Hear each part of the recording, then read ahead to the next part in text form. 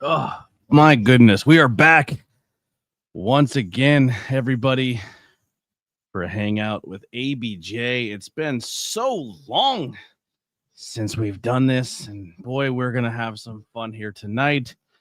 Thank you all for tuning in. I'm going to be honest. I'm not expecting a lot. I'm expecting, people just to kind of come in. 1 second, I'll get to that comment. But expecting the people to come in, maybe some new people pop in, maybe some old faces, but let's see. I'm not expecting a huge outcome when it comes to the stream, but we're going to grind back to it. We got to show that consistency again. We got to dive back in. We got to have some fun, but we have some people in the comments. This is from the Negative Day Gentleman, the Parkour Man, the Cookie Man, every Blackwell Jr. I'm not sure what that means, but welcome. SWA says, the king is back. You're goddamn right. I am back to take over this thing we call the wrestling space. Steven Chambers, what's up? Never heard of this channel. Welcome back, my friend. Thank you. Thank you so much. Yeah, it's been a long time since we've been here. StreamYard, boy, you have changed. Wow. Look at this. Alex holding it down. The solo dolo over on the Twitch side. Alex said, this mind taught me how to pee. Barely. It still runs down your balls. But we'll get there. Listen, ladies and gentlemen, 12 minutes till Monday Night Raw. I don't know what's going on with this card. I'm going to be honest. I'm not super prepared. But we will hold it down. We'll talk about what's happening. I'm going to open the door to guests. Abdul, it's me introducing you. I didn't go back here till November. Oh, okay. Well, welcome. Thank you so much. Yeah. So I'm going to be opening the platform for people to join and come hang out. So if anybody would like to do that, the door will be open. We'll have you come in for a segment or two if you'd like. And we'll chat. I may have some independent wrestlers pop in from time to time. I did open the door for some independent wrestlers to come in and plug some stuff they got going on. Also, we have. Let me take care of this real quick. I don't like this down in the corner here. ABJ is not gold for me, and I need to fix that. Let's go. All right.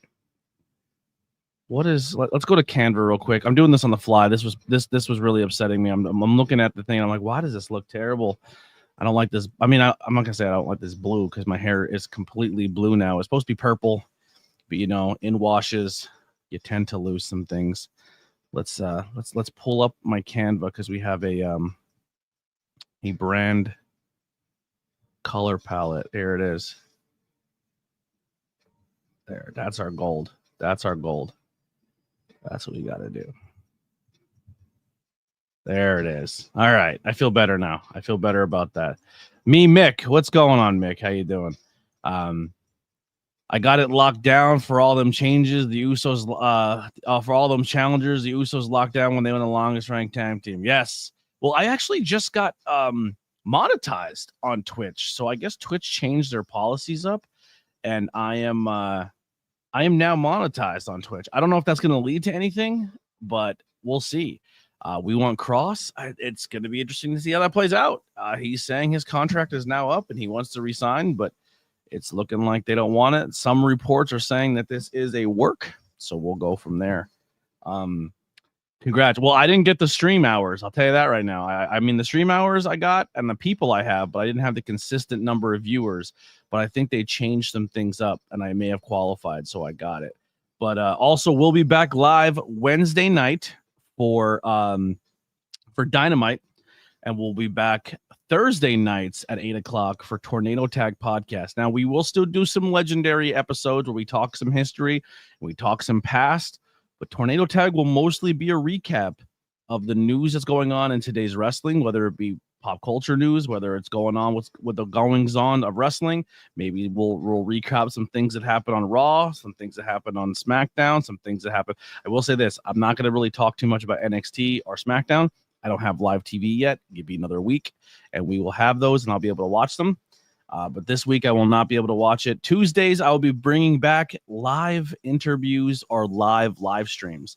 So what that means is you may see one of my other channels like Bangin' Beers or Truth Behind Illusion or Blazing Buds go live on a Tuesday, and it'll just be me sitting behind a computer with Lily, and we're just going to be shooting the shit and going live and hanging out and chatting with people. So Tuesdays, keep your notification bells turned on, at least to the ABJ channel, because we'll be live here as well. But all the other channels, Tuesday is going to be a grab bag. It might be an interview that day. It might be a podcast. It might, who knows? That Tuesday is going to kind of rotate around. It's going to be kind of you never know what's going to pop up. We are going to try to I'm going to have a piece of content that may be pre-recorded that pops up every now and then. It might be a review of an album, a review of this, a review of that. But I'm going to also have these live streams that are going to have people pop in, and maybe I have like a discussion where it's, hey, tonight we're going to be doing, let's try to think of an example here. We're going to talk about what's better between this and that, and what is your take on it, and what do you prefer? And maybe that's the topic. We rock with it for the entire night, and we see if people are into the conversation, you know? So solo. Sorry, I'm just getting things situated here. All right, perfect. Solo. There it is. But yeah, so we have a lot of cool stuff. Raw card tonight. Punk opens the show. Sammy versus Rusev. Becky versus Maxine Dupree, Naomi versus Io Sky for the title. Interesting. All right. Thank you, Steven. Yeah, let's put up the link here for people if they want to pop in and come hang out. It's been a while since I did this. How do we? All right, cool. It won't be right away, but give some time. Join.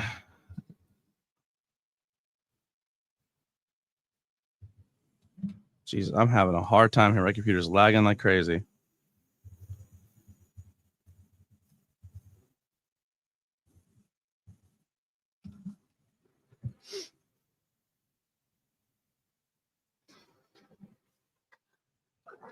Jesus, sorry about that.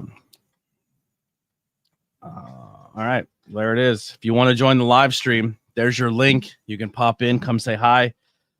You can hang out in the green room, and I'll rotate you in. The rule is you need to have your own microphone. You need to have a camera turned on, and you need to not be a douchebag. Don't say anything that's going to get both of us in trouble, and you're good, and we'll have a good time. All right. So that being said, I put some feelers out for some interviews, and a lot of people are responding. A lot of people who I wasn't expecting to responded. So we're gonna have some crazy stuff coming up. Some crazy stuff. I love how I set up that camera, and it didn't work. It didn't work at all. It didn't listen to me. Is this it? There it is. Thank you. Appreciate it. Well, I'm not qualified. I'm King Douchebag. You are. You do say some stupid things, but maybe we'll still have you come up.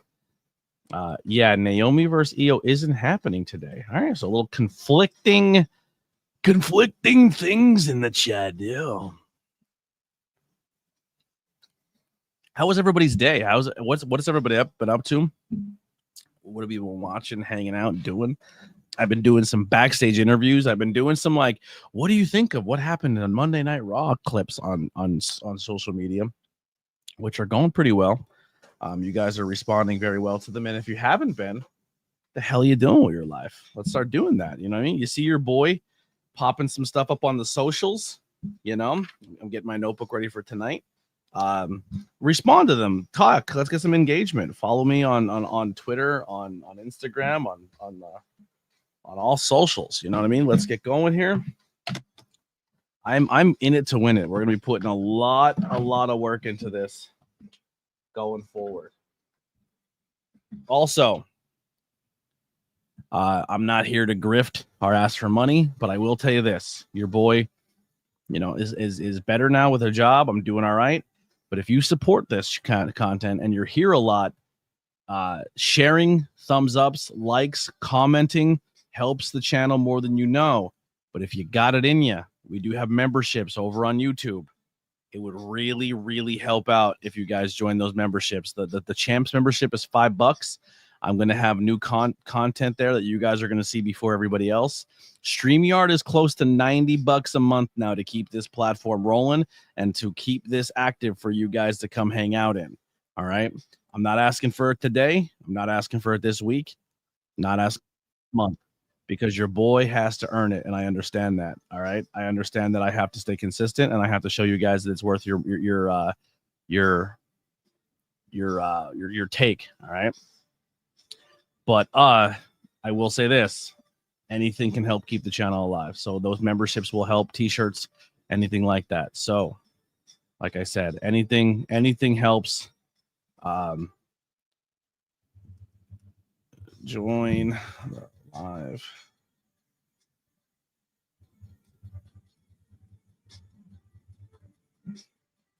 All right, we're going to throw a goal up real quick in the chat. We're going to say 10 super chats, and we'll do a post show. And I'm also going to do something right now. We're going to throw some memberships out there. I'm saying that you gotta help out with some memberships. Well, here's what we're going to do. We're going to give some memberships. I'm allowed to do 10. It's been a while since we've been here. My God, everything's popping up on my screen. We're going to send 5 out right now. Let's send 5 memberships out, see who gets them. And go from there. All right. ABJ is gifted 5 memberships. I don't know if they're going to pop up on the screen. We'll see. Oh, we do. They have popped up. All right. So I don't think they're going to pop up on here for me to click on them, but I will read them off. The new memberships are for a month. SWAGM received a gifted membership. Undeniably X Martin, Sean Taylor. I wish that was the football player. He was still alive. Major Mellon, Tammy Ellis all got a month of champion membership for free. So you get to see content before everybody else. There is content out right now. There's some 5 questions out there and a lot of things going on. So you are able to get those 5 questions with ABJ now before everybody else. So thank you so much. And I think we're about 2 minutes away from the live stream. So once again, thank you all so much. We're going to have some fun. If you are in the chat, make sure you hit that thumbs up. We're going to try to set the goal for at least 10 likes tonight. 10 thumbs ups over on the stream. We are live currently on Facebook. Actually, we're live on my page and the ABJ page. I did not mean for it to do that. We're live on the Tornado Tag page, and we're live on the ABJ High Tension page on YouTube, as well as Twitch. So yeah, you'll get to see the unboxings at least for a month, and then you're going to have to renew next month unless you get lucky enough to get it again. But like I said, anything helps the channel. It costs a lot to keep this thing going now. You know, between StreamYard, between Canva, editing software, and stuff like that, it is getting pricey. All right, not saying it's make all be all. I will make it happen, but any help will help. Witchcraft by Lily in the chat. Thank you so much. You're welcome to come out and sit over on the side and watch Raw with me. And you can chime in here and there. I do have some ideas when it comes to when we do go live, because I think when I go live with Lily on those live streams, I don't like the fact that she'll sit behind me. I want to set up the old podcast table and bring my laptop over to it, and then I have a little bit of a different look. But I'm going to have to move a lot of things, right? You have to put microphones and stuff all over the place, or we can try something else out. There's a lot of things we can work out and try, but we're gonna give them a shot. I think my wireless mics can plug into the laptop. We're gonna try some cool things. I do have some extra cameras. Maybe we can even get multiple camera angles. There's a lot we can test out, but not saying if anything's gonna happen. How about the chat on the screen? That's pretty cool, right? I can't really adjust it or do anything with it. But it's pretty neat. It's pretty neat that it's there. It's kind of just, I could turn it off too, but I can't do anything with it. It's in a beta situation right now. I think I just lost it by the chat. I think when I turn it off, turn it back on, it took all the chats away.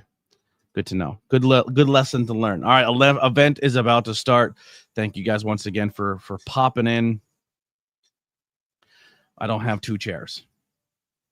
And that's going to be a lot of cables, and we'll figure it out. We'll try something, but maybe you're onto something. All right, here we go. Oh boy. Oh boy. Oh boy. Oh boy. Some storylines I'm not fully invested in. Like I said, I haven't watched in a while. I watched last week's Raw, and that was about it. So we're gonna one ear it so I can hear. If the TV's too loud, let me know. Then now.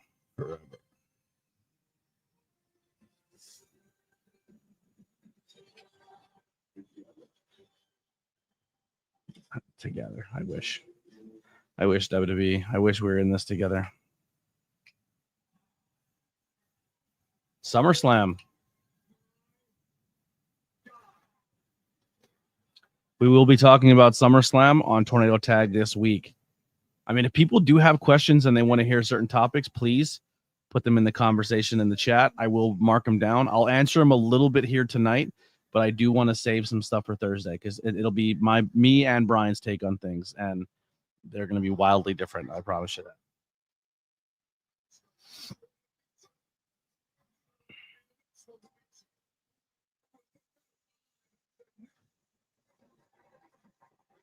I can get why wrestling fans love LA Knight, right? Like he is exactly what you want as a professional wrestler. He just doesn't connect with me at all. I don't see it, but I can see how others see it in him.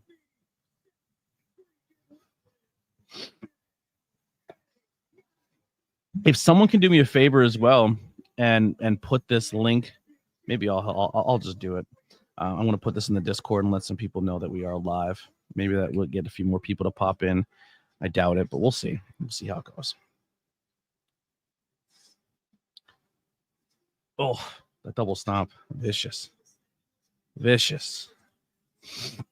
We did have some deaths as well. We've had the passing away of Hulk Hogan, the passing away of Ozzy Osbourne. So we'll be talking about that as well on the podcast.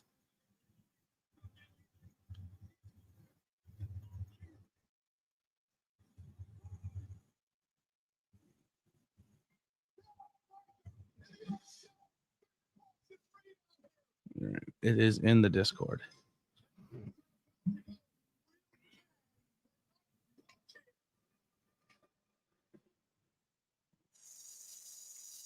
What do you think of Bronson Reed, and Braun Breaker? I feel like they have to get gold, right? If Seth's the world champion, I feel like these guys have to snatch some tag teams or maybe a secondary title. I feel like them without titles in Seth's group, it might. I don't know. I do like the idea of Roman and Bronson working together, though.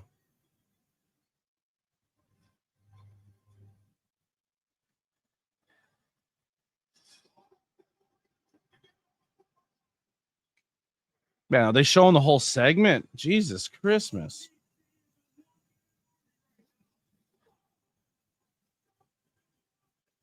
It's a long recap.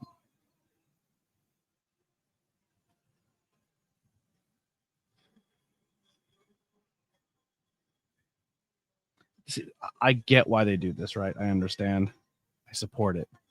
But stuff like this makes me question why I should even watch weekly wrestling. Because they're going to do this every week until the pay-per-view. And then the pay-per-view is going to come, and they're going to show this again over and over and over on the pay-per-view. And then an 8-hour pay-per-view is 35 minutes of wrestling and 2.5 hours of recaps.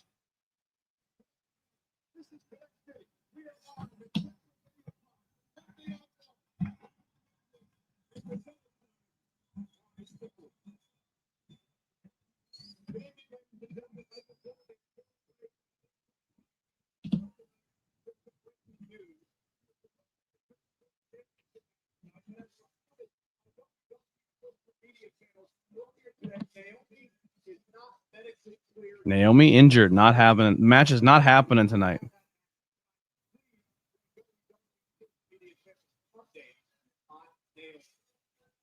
There you have it. No women's championship tonight. Starting off with the best in the world, CM Punk, going to come out and cut a 30-minute promo segment.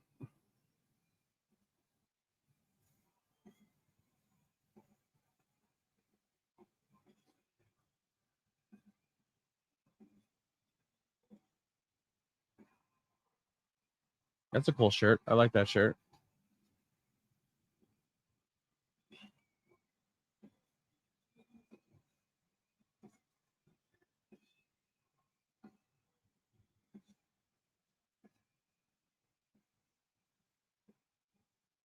Where does Punk? Hey, Fluid, what's going on? I'm gonna ask you guys in the chat. Please respond. Talk to me here. Where does Punk rank for you right now in desirability to be on your screen? Reasons you tune into wrestling or WWE in general. Is Punk high on that list? Is Punk someone you're into? You don't like? You do like? I know some people were mixed on him. They didn't like. They loved him, and then he went to AEW, and then they hated him. And then he left AEW, went back to WWE, and then the people who hated him in AEW now love him in WWE, but then hated the AEW people now hate him in WWE. Like they flip flopped, right? They changed it. But now that I don't have, you know, I mean, I've always been a Punk guy. Like I got back into professional wrestling because people were like, "You're gonna like CM Punk," and they were right. They were 100% right. And he came back to AEW, and I loved him. And now he's back in WWE, and I love him here too. I am a Punk guy. He's definitely in my top 3, maybe my number 2, maybe 1 or 2 when it comes to WWE because I don't have Kevin Owens. Kevin Owens, Seth, and CM Punk are my top 3 reasons I watch professional WWE programming. It could be Cross if they used him more. I'm going to be honest. Cross would be a guy that I would mess with more if they put him on TV or if they used him. Adam Cole's no longer in AEW, so that loses a big thing for me. Kevin Owens on the shelf for who knows how long. So all I really got right now is Punk. I do like Cody. Someone dinged in. No, Steven Chambers wants to pop in. I'm going to bring you in, Steven. We're going to let the promo play out here. How you guys doing? What's going on, bud? Let the promo play out, and then we'll come back and chat, all right? No problem, buddy.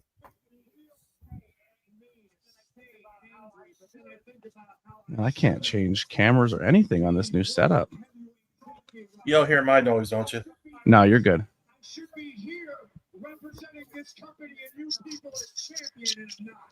I'm just messing around with the screen. Oh, there. I like that. That looks good. That's better right there.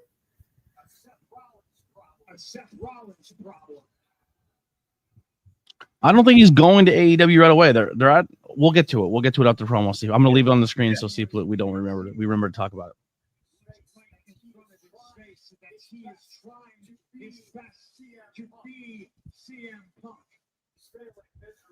He's failing miserably. Listen, SummerSlam. You guys watch SummerSlam? You are a little bit loud. I can hear you like a couple seconds ahead of me. All right, I'm sorry. I'll mute it. It's all right. Just a little bit, not a lot. I don't want you to kill your whole audio. It's all right. I got closed caption. I can read it. You know, just see what they're saying. Maybe just 1 or 2 notches. Deep. It's not huge, but I have headphones on so I can hear it really close. I could tell. I could hear that I'm a few seconds ahead of you. Yeah.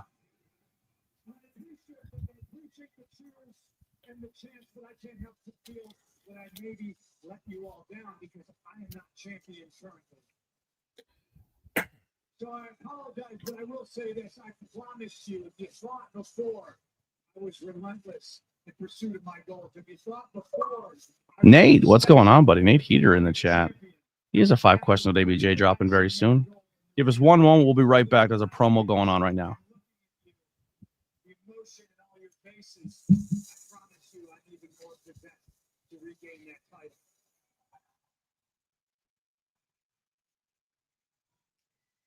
They say hate's a player, not the game, and I don't hate the game. I've cashed in on a few people in my time, but boy, do I hate the player.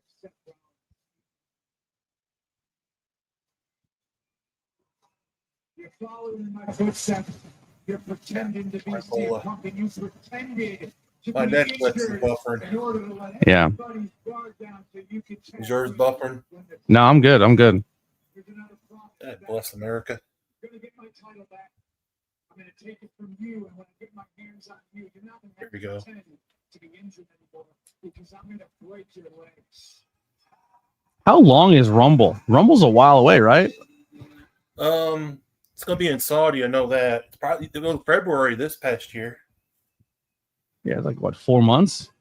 Do they stretch this out for 4 months? Well, maybe. Who knows? Yeah. There's going to be a 2 nights too, by the way. Yeah, I think all major pay-per-views. They're saying that Mania might go to 2 nights, and one night being 2 nights, 1 night in one city and 1 night in another city. Wow. Yeah, they're saying 1 night might be in Saudi. W sure loves Saudi.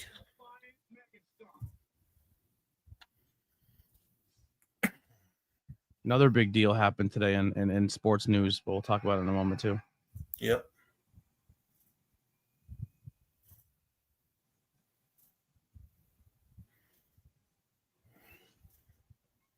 Here comes the Slim Jim eating son of a gun LA Knight.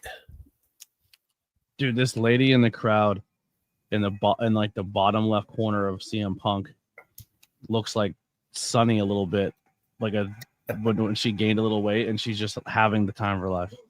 Yeah. She's standing up. She's loving it. Well, heck, they don't have wrestling very much in Quebec City, Quebec, so I don't know. You defeated Gunther, you became the world heavyweight champion once more. I'm going to tell you right now, you deserve, beyond a shadow of a doubt, you deserve to have your rematch. Absolutely. Yeah. Yeah. But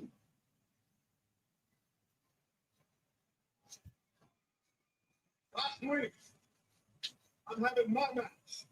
That's nothing to do with you. I'm having my match with Seth Rollins. And what do? You come down, you just can't contain yourself. You have to attack Seth Rollins. You get me disqualified, and now I lose my opportunity, my man. I understand it, but wrong place, wrong time. I like his I don't like the stupid catchphrases, but it is pro wrestling, but it's a cohesive promo. Yeah. He's always pretty good on the mic. But not digging the catchphrases, overdoing it. He's keeping the beats down. The beats are there. Sorry, I turned it down again. Sorry. If you're going to do it after the bell rings. Because at this point, you do deserve your rematch. You should get your rematch. The bottom line is, you get your rematch after I get mine.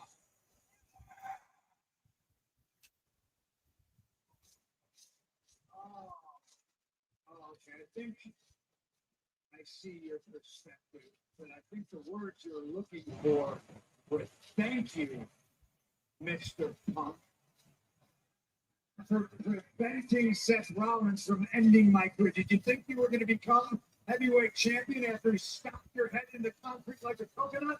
Huh? No, so you're welcome for saving your life, for saving your career. I am a former heavyweight champion, something you cannot claim to be. So when it comes to end the line and who gets a title shot, it's me you're looking at as the number one contender. You can get back in the line. Yeah. Yeah. Well, I hope you feel like you got what you want. So at least a couple people were saying thank you. When I think about what you did, it's not thank you that I want to say before you, if you get what I'm saying. Well, I'm telling you, yeah, you've been the world. Now it's starting to fall apart. Promo's starting to fall a little bit. It was long overdue. But bottom line, yeah, I haven't been there yet. So way more overdue. Now, you want to talk about, I heard you say a little bit ago, there's levels to this. Yeah, there are levels to this. And as good as you are, best in the world, you ain't on mine. Like, who are you? I'd be like,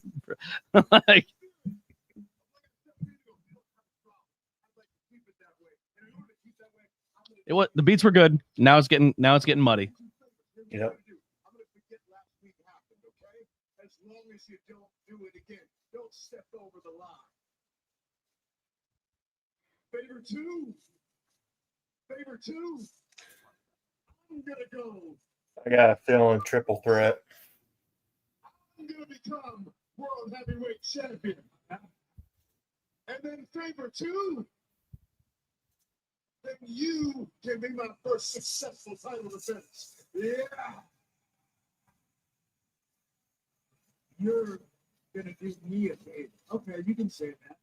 In the spirit of making sure there's no bad blood or no problems here. No, I don't want problems. No problems here. I got a Seth Rollins problem. You got a Seth Rollins problem. But listen, I'm the best in the world.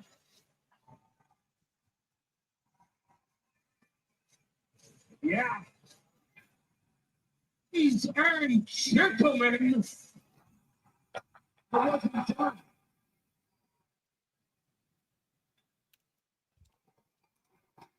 Paul's like, all right, that's Jesus Christ. This dude's coming out with a whole shoe collection now.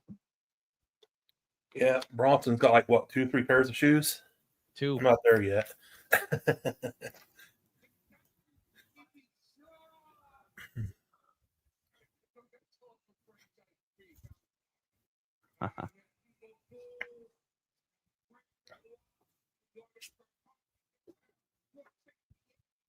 George St. Pierre.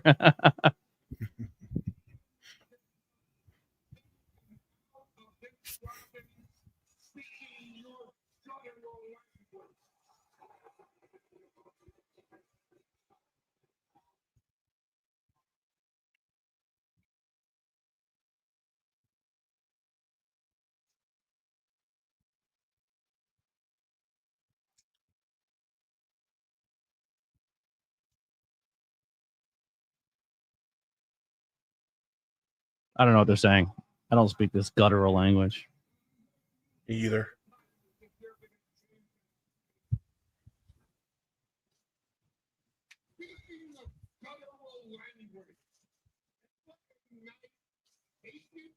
From the adorable oracle, do not get into the favor business with C and Punk.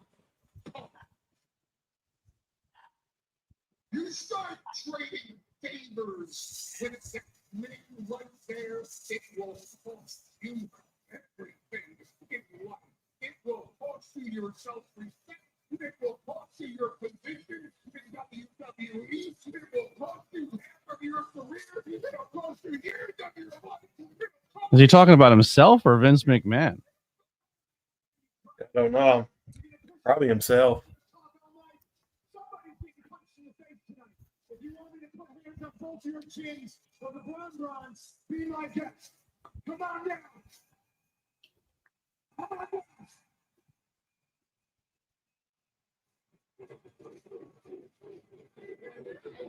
This is long. They said this is a long take. I told you it's gonna be a longer one, right? Yep. They only got 3 matches announced so far today, so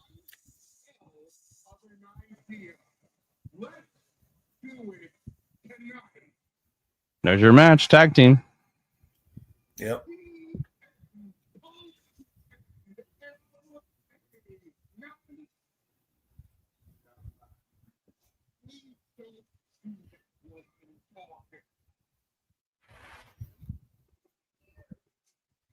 Versus the future of WrestleMania, Ron Breaker.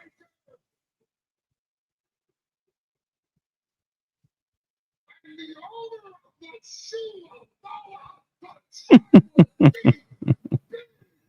Bronson Reed. Challenge is for tonight.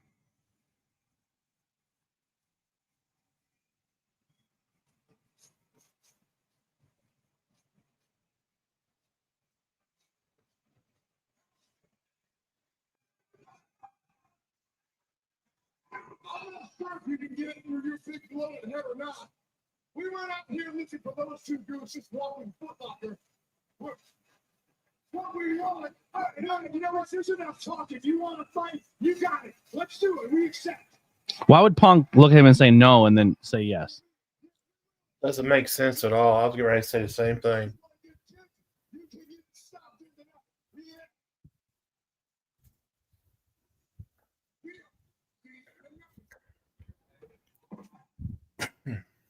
All right. Well, 2 hours later, we got our first segment, probably our main event.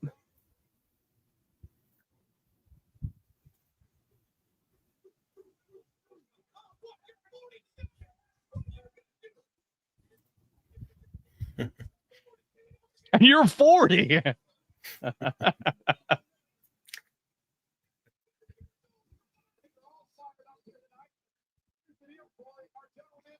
right. So I didn't hear about Cross going to AEW. I know that's the theory. That's the rumor because obviously the contract thing with WWE.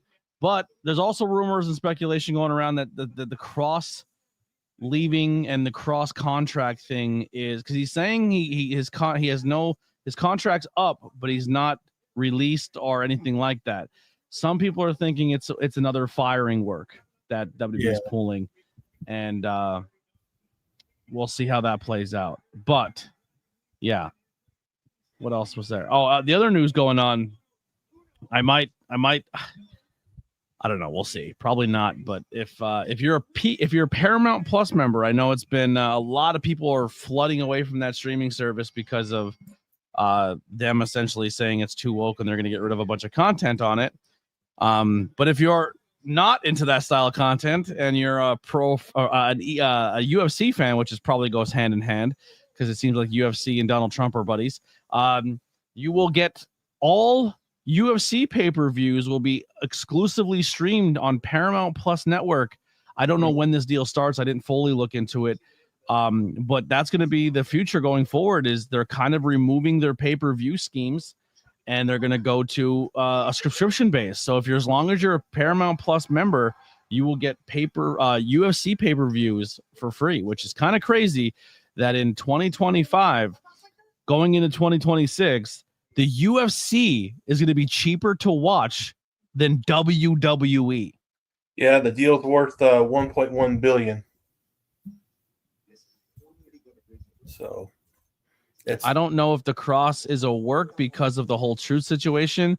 I think it's too much like that. But here's the thing. WWE is a wash and repeat company, and it works every time they do it, where they leave and then they're like, we want him back. And then they bring him back, and then everyone acts like they care for a week, and then they bury you again, and then nobody cares again.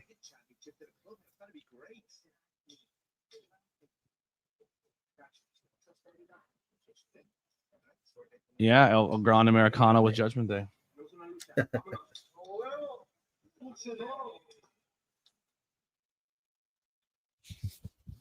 Lola Vice got re-signed with WWE. Oh, yeah? Yep. Aaliyah James is going to be at PPW next month. She was in NXT UK. I'm not too familiar with her. Never heard of her.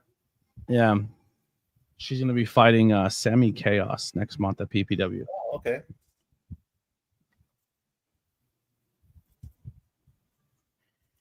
They got the Triple Mania this Saturday, this Saturday, I believe. The Triple A will be on YouTube. I found out who's going to be on commentary. Who? Corey Graves and JBL. Gotcha. And they're going to induct Conan in the AAA Hall of Fame. Rey Mysterio is going to induct him. Cool. I don't have plans, I don't think, this Saturday. So it's very possible. Maybe we do a AAA stream. That's very possible. Good call, please, see Fluid. Maybe that's something we do. Yeah, it starts at 9:00 Eastern time. Yeah, so maybe that could be something possible. I'll grab some beers. And we'll drink some beers and watch some AAA. All right, we're on our commercial. Don't get the real American kind. I'd rather drink my own piss.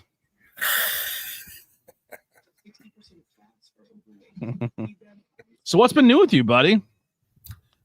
Nothing much, buddy. Program note from the director. I will not be available this weekend. I do apologize. We will not be able to stream this weekend. Friday night, I'll be at New Era Pro Wrestling.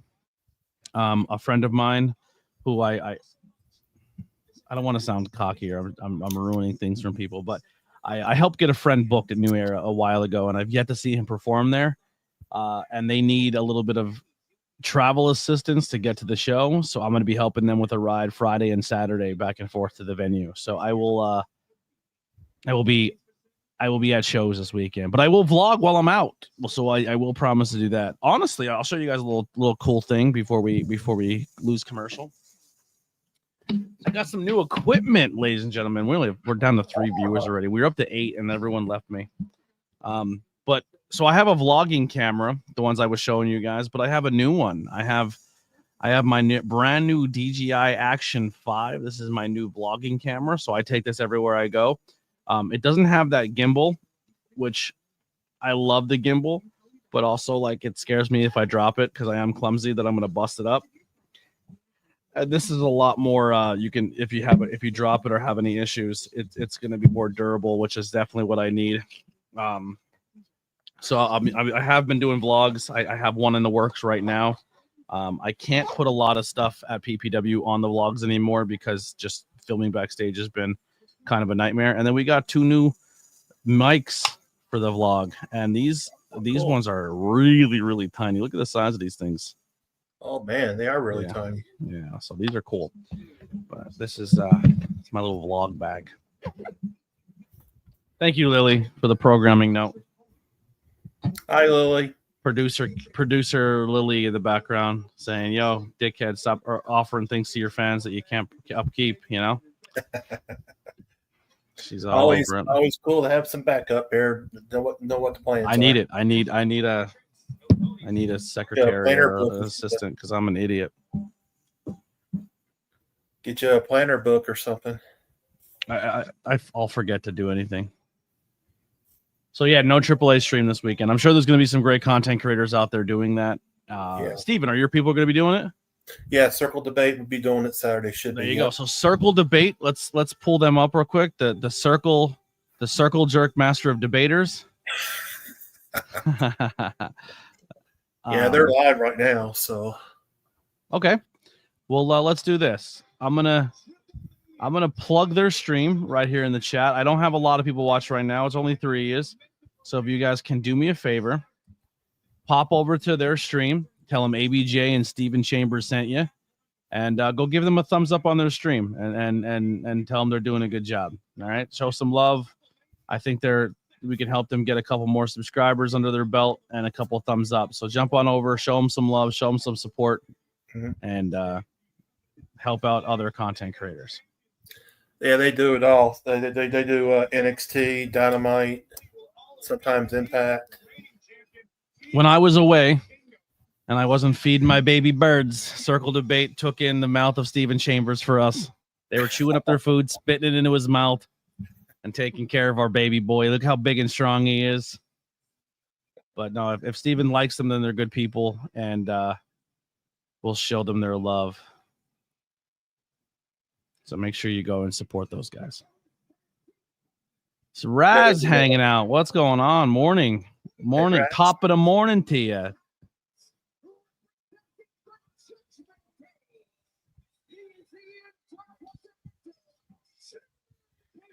Are you digging all these different El Grande Americano characters? How many has there been? I'm going to be honest. I haven't been keeping up with it. So there's Ludwig, Pete Dunne, and looks like Tyler Bate. There's 3. Well, this is Ludwig right here, right? Yep. Gable's still injured. So Pete Dunne was also doing it too? Yep. He was in a mask last week. Interesting. And Tyler Bate was the 3rd one. No, Steven didn't cheat on me. He didn't use his mouth. He just you know what I mean? But no, seriously, guys, if you guys can pop over there and just say, hey, sent over by the ABJ stream, keep up the good work. Gonna give you guys a subscribe real quick. That'd be great. Show a little camaraderie from our community to your community. Just pop over for a second, and then you can pop back, or if you like it, stay there. It's up to you, but show them some love. You know, let them know that while the whole time we were away and Steven was showing them guys love, that our community is the same way and we give it back. So if you guys can do that, it would mean a lot to me. Yeah, they're good people over there too. They sure love wrestling. And they do gaming too, Anthony. There's one named Dom. He plays Fortnite a lot. Nice. He did like a 4-hour, 5-hour stream this past weekend playing Fortnite. Him and his wife. That's awesome. Rey Mysterio as the future of Lucha Libre. Yet everywhere you turn, hearing about Dirty Dom. The head of Triple Mania, who's spinning and dragging these with Dirty Dom yet again. And maybe one day, American shockingly popular south of the border. So he and Dom teaming together for the very first comic fight. I think I'm gonna go see Cross soon. Thinking of carrying Cross. I'm gonna be going to his book signing in New Jersey. Oh, cool. Me and a friend of mine are gonna go.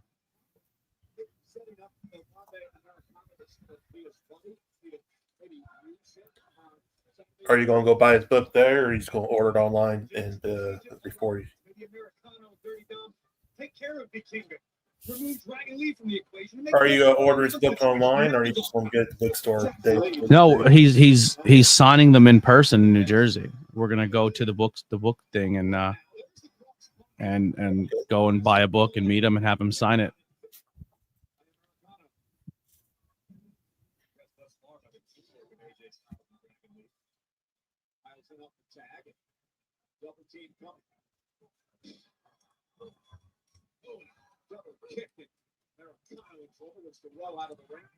We lost some viewers. We're down to 1. So maybe everyone bounced for a second to go show them some love. Good. They'll come back hopefully.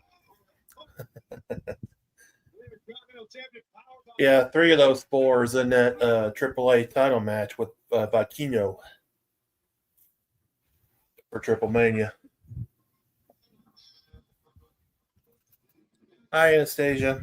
Yeah, Anastasia, what's going on? Lily, if you can muster up the strength to go downstairs and bring me up a Yanglang Lager Light, that'd be great.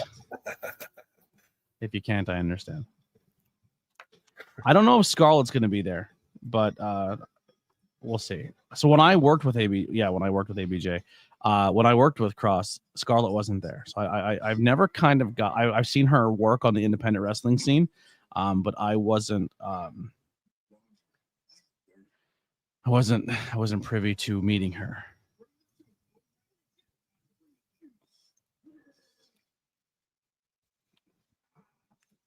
No, Shotzi made her debut at MLW on YouTube this past weekend. Oh yeah. Mm-hmm. I feel like, I don't want to say this and sound negative, but I feel like if you're on the independent scene and you're doing everything and then you show up in MLW, that's probably not a good sign of things to come. You know what I mean? Yeah. They got her wrestling Cardona. Because MLW is like a step behind I feel GCW even. Yeah. So if you're not getting picked up by, TNA or AEW, and then you fall into GCW and then fall into MLW, it's not a good look. It's not a good look. Yeah. And here's the thing too, man. I mean, I'm not saying that it's impossible to be an MLW star and then get the WWE, because we've seen Jacob Fatu do it. We've seen, Cross do it. We've seen a few people do it. Mm-hmm. But it's definitely, when you go on so a lot of people, we were talking about this in the Discord the other night, and I was saying that when you leave the independent scene, a lot of people are like, oh man, I want to book Shotzi, but she wants X amount of money.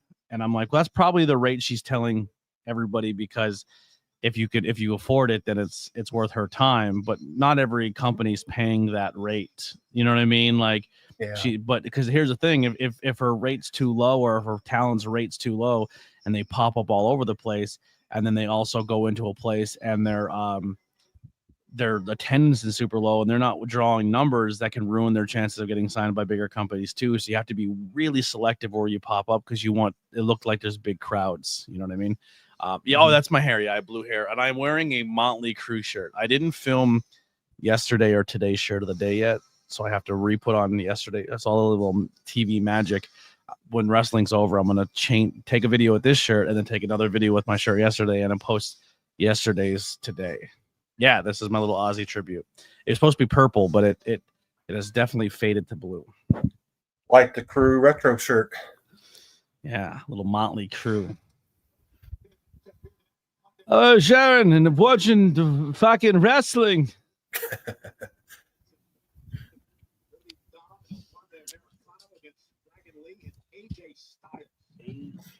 Styles. Oh, my vapor is in the other room too. Yeah, it was definitely very purple, but it has turned blue. I'm probably gonna watch. Here's what we're learning with my hair. I do not hold color very well. I mean, on camera it looks great, but like it's definitely fading. It's fading away. I'm gonna look like probably Seth Rollins soon, where it's gonna be very like white, blondish.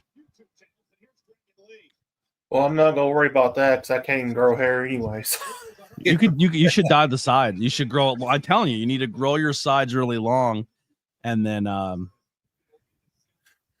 you thought I had a scarf on the whole time. No, that's my hair. That's the hair. It's a new look. We tried it out. I see what they're saying though about the scarf. That it looked like a scarf. Yeah.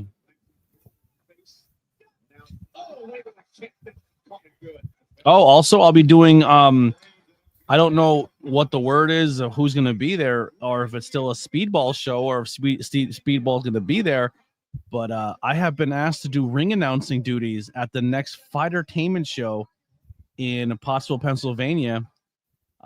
So very excited for that. The show that Speedball built, you know what I mean? And it's going to be back at Pilgaroon very soon. And I'm going to be ring announcing it. That's pretty exciting. I'm pumped for it. And I believe it's going to be filmed and put on IWTV for you guys to watch. Oh, cool. I did commentary in my hometown. You know, it's not every day you get to work in your hometown. You know, sometimes you're from a town and the next town over is like your hometown because you're not that close. No, I got to work in this little tiny town of Monty City. They put a pro wrestling show on. And the night before the show, they reached out and they're like, yo, do you want to do ring announcing? So I went and I ring announced in my hometown, in my childhood fire department that my dad has been a member of my own pretty much most of my life. So I got to work in the firehouse. I got to ring announce, and I seen some people in high school that are now seeing what I do. I've seen some friends, and first time my mom ever came to a wrestling show in 8 years doing this. So that's exciting. My mom was there. My little cousins came. My other cousin came with her kids. It was awesome. It was really, really, really cool. The week before that, I did I did a little bit of live commentary in the street, like over a PA system, and ring announced for Brewfest. So they had Pilgrim Brewing Company had a show in the middle of the street. They put a wrestling ring during the Brewfest. I didn't get to do as much as I wanted to. The heat did kill me, and I had to step away for a match. And some of the times I wasn't able to ring announce people because it started raining. So we had to like quick pick up all the equipment and bring it under a tent. And then once it was under a tent, we couldn't see because it had walls on it. So we couldn't really keep doing commentary. So I just stood out in the rain and just acted like a psycho outside, but the heat killed me. But so yeah, I've been having some cool shows recently. We also did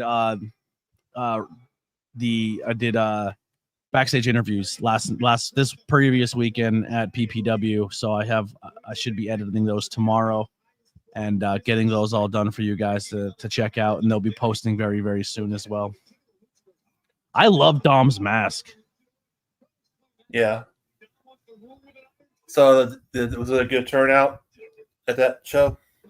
I think so. I'm gonna be honest. When I work PPW, I really don't see a lot. I show up, I go to the back, I set up my backstage area, and I just stay there. And so I don't see matches, I don't see shows. When they come back and do the promo, I go, so what happened in your match? And then I have to just work off that. I don't have like a gorilla monitor or anything, but I was getting a lot of content there, but there's some I've been getting I'm not saying this to sound negative or mean or anything, but I've been getting a little bit of heat and trouble for recording backstage and not getting permission from everybody, and I'm trying my best to fucking just get by as a content creator, and it seems like I'm just like every time I try something it's just not landing and people don't like it. So I kind of stopped filming there or asking people to film, and it is what it is. I feel like you guys that are watching my content enjoy that stuff and you support and go watch because of it, but you know, it is what it is. I gotta do what I got. Thank you so much, Anastasia, for $2 super chat, super sticker. That means a lot. Like I said earlier, guys, I know I never ask for money. I never ask for memberships or donations, but We are back on StreamYard. I'm doing the premium version. I'm sharing it with other content creators. This is like almost $90 to keep every month. It's very expensive.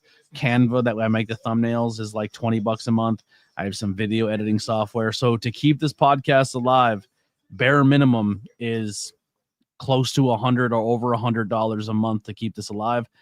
If you guys can do a membership, if you guys can do donations here and there, it would mean the world, and it would help out a lot. Grab some t-shirts, the whole nine. Nate is actually he's a local magician in our area. He's really, really good at magic. If you've seen some of my recent TikToks or streams, or some of my social media posts, Nate has been on a lot of them. He hangs out a lot at Pilgrim Brewing Company, but he's a local guy to me. He actually made his wrestling debut at that Pilgrim Brew Fest. He came out and did a little spot in the Rumble. But I do have about 2 or 3 5 Questions with ABJs coming out right now with Nate. If you are subscribed and you are a member of the champion level or higher, you can go watch them right now. They're available for you. And then they'll be dropping very, very soon. With the indie shows you have been doing, I was wondering, have you been coming across any WWE ID talent? No. So here's the thing, man. You got to pay a lot of money for those talents to be there.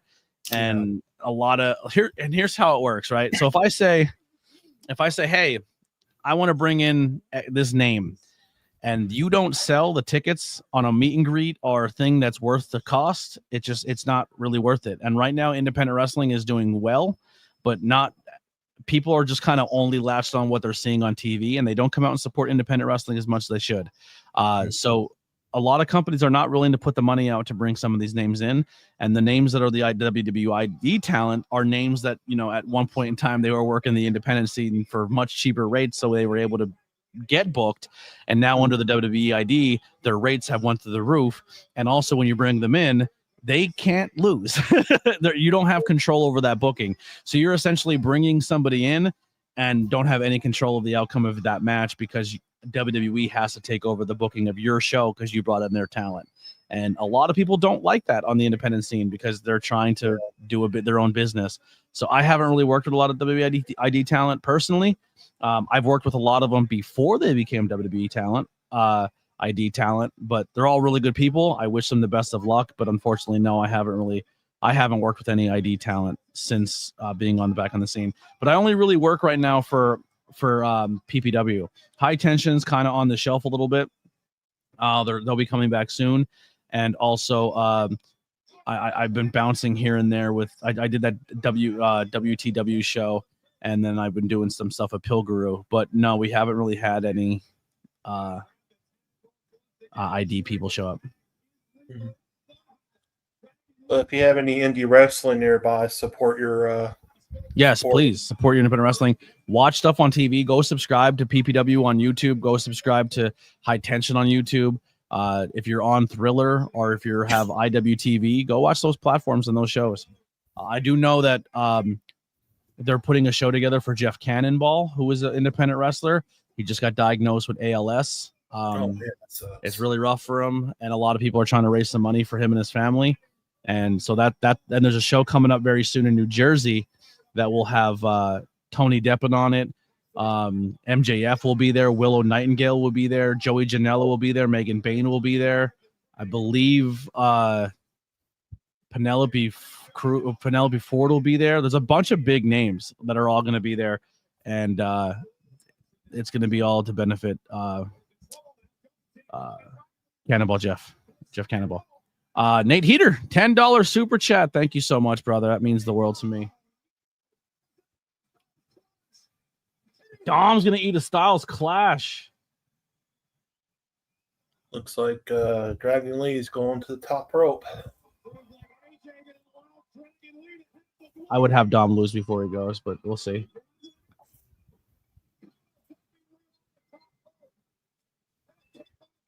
Or the extra El Grande Americanos may show up. Yeah. Well, hasn't the Judgment Day been putting on masks too, coming out? Just Dom so far.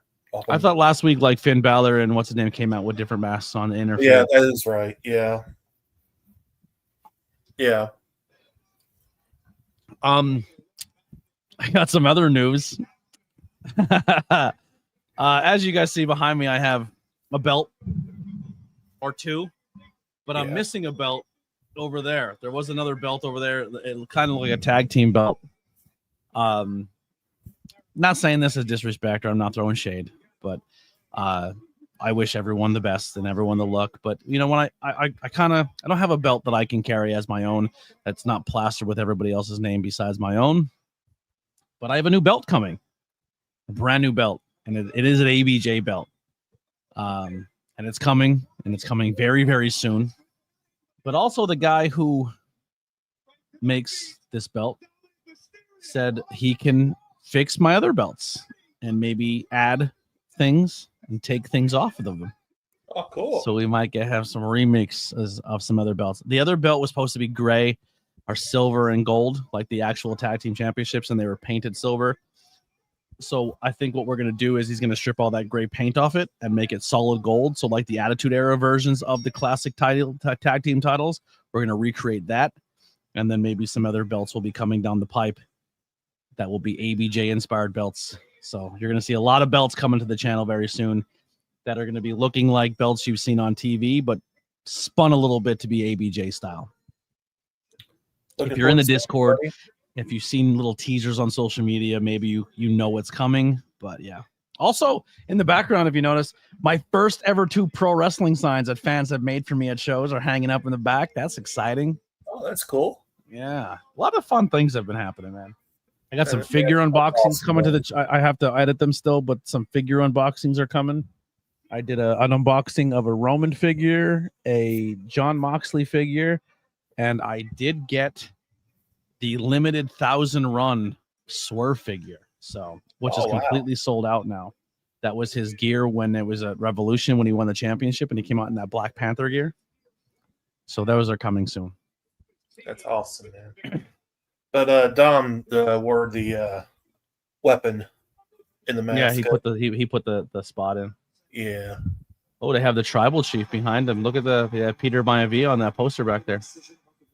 I like those old wrestling posters. I wish more wrestling companies went back to that. You don't have to put every single person on the flyer. I would just put your main guy in the flyer and then just put the script of everybody else's name on there. I think those old school posters are sick. Yeah, I miss those, man. I really do. Yes, so it's going to be from a different designer. The designer who's making my new belts is local. He's local to me. He makes them, and they're made in America. They're made by a guy. They're the guy who's making them, the guy whose name is on them. He puts his hands on the material. He's doing the leather work. He does everything himself. He's not commissioning a third party to do it and then sends you the belt. So everything in the entire process is 100% talked about, and I can't really talk about who it is or anything like that yet. He doesn't have social media set up for himself, and right now he's kind of sticking quieter. Oh.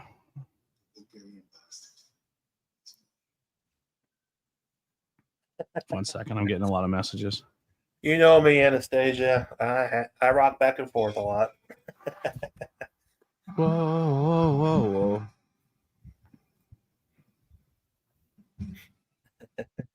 Let's go.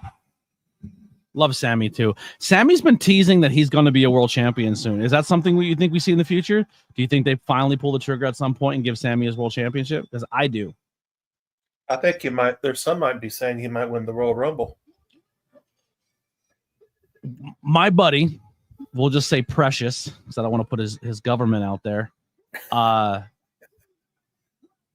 has been clamoring for the past 7 years that Sami Zayn should be Money in the Bank. And I honestly think the next Money in the Bank needs to be a giant babyface, underdog guy who in any other circumstances would not win or cash in and win the Money in the Bank. And I think it should be Sammy this year. I think Sammy should win Money in the Bank.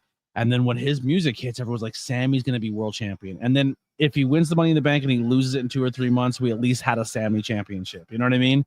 Yeah. I like that move. And I would love for Sammy to get it.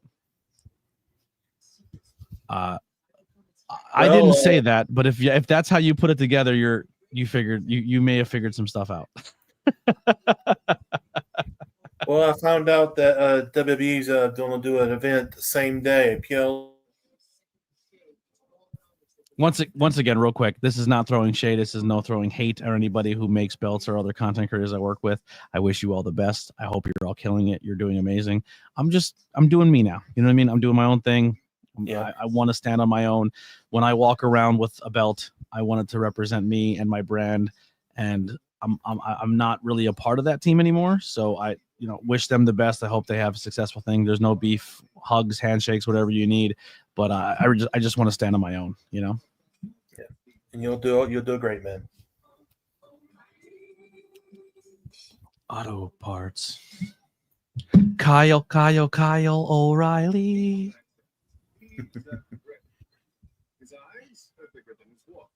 I don't know why I clicked that and had it on the screen, but I never tell lies. That's what gets me in trouble. I should lie a little more. I'm learning. I am getting better at just shutting my goddamn mouth, though, instead of talking. That's what I see. Here's the thing.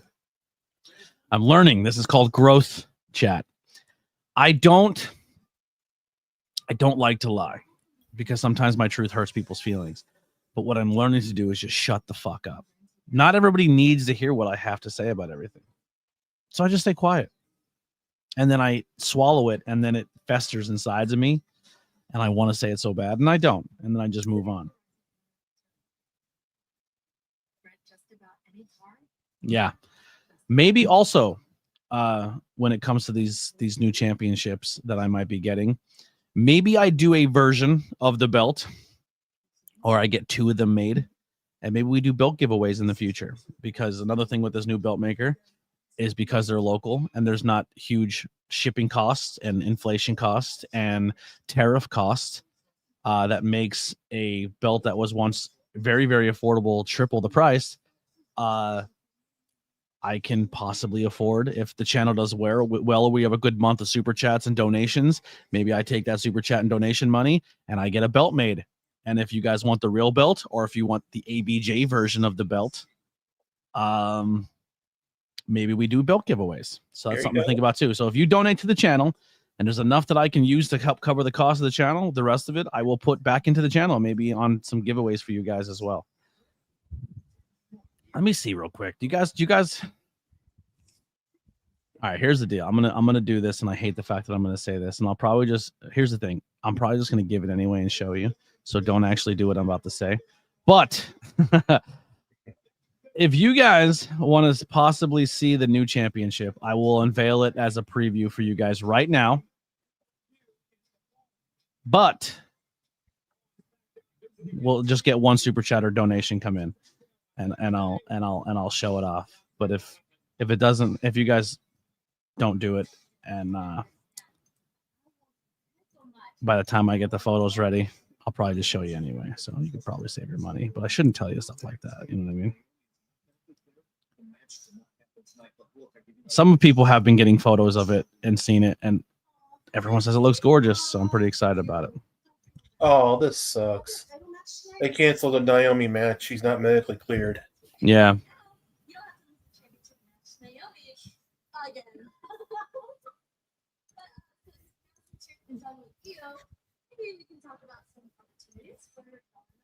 I can't get it to fight, so maybe I can fight her. You know what, Eo? That is a great idea. In fact, it's such a great idea that it is official. It is official. So. See you tonight. Do you miss the Psycho EO? I miss Psycho EO. Same here, yeah. I missed the Monster Heel Asuka. Remember her? Yeah. There it is. We got our super chat. I was literally just going to post it anyway, but thank you so much. I appreciate you. I will show you a little preview, guys. All 6 of you in the chat. Here's a little side profile of those side plates. Oh, wow. So it's going to be an ABJ version of the Winged Eagle. So the theme of the belt is going to kind of stay like this. Anywhere on the belt that you would see the brand or the company's logo, we have made spoof logos of all of those logos with ABJ. So the old ECW, WCW, every version of WWE logo, AEW, all have their own ABJ marker. Those logos that were made by either Hunter or Lily will be used on the belt. So that's kind of exciting. So yeah, there's the belt. And then every front plate of the belt will look, everything about the belt will look exactly like the original, except all the company markers will be taken off and the ABJ will always be predominantly in the middle of the belt. And that's essentially the theme going forward. I am going to do, here's the goal. I'm going to try to collect a lot of belts. So you're going to see classic WWE, modern WWE, AEW, and a bunch of stuff. So tons of belts are coming. And every time I get a belt, I will do the history of said belt as a piece of content and then use my belt as a presentation of said belt. Certain belts have multiple styles. So there will be the gold version of the Winged Eagle, the dual plated of the Winged Eagle. The IC Championship had 4 different leathers.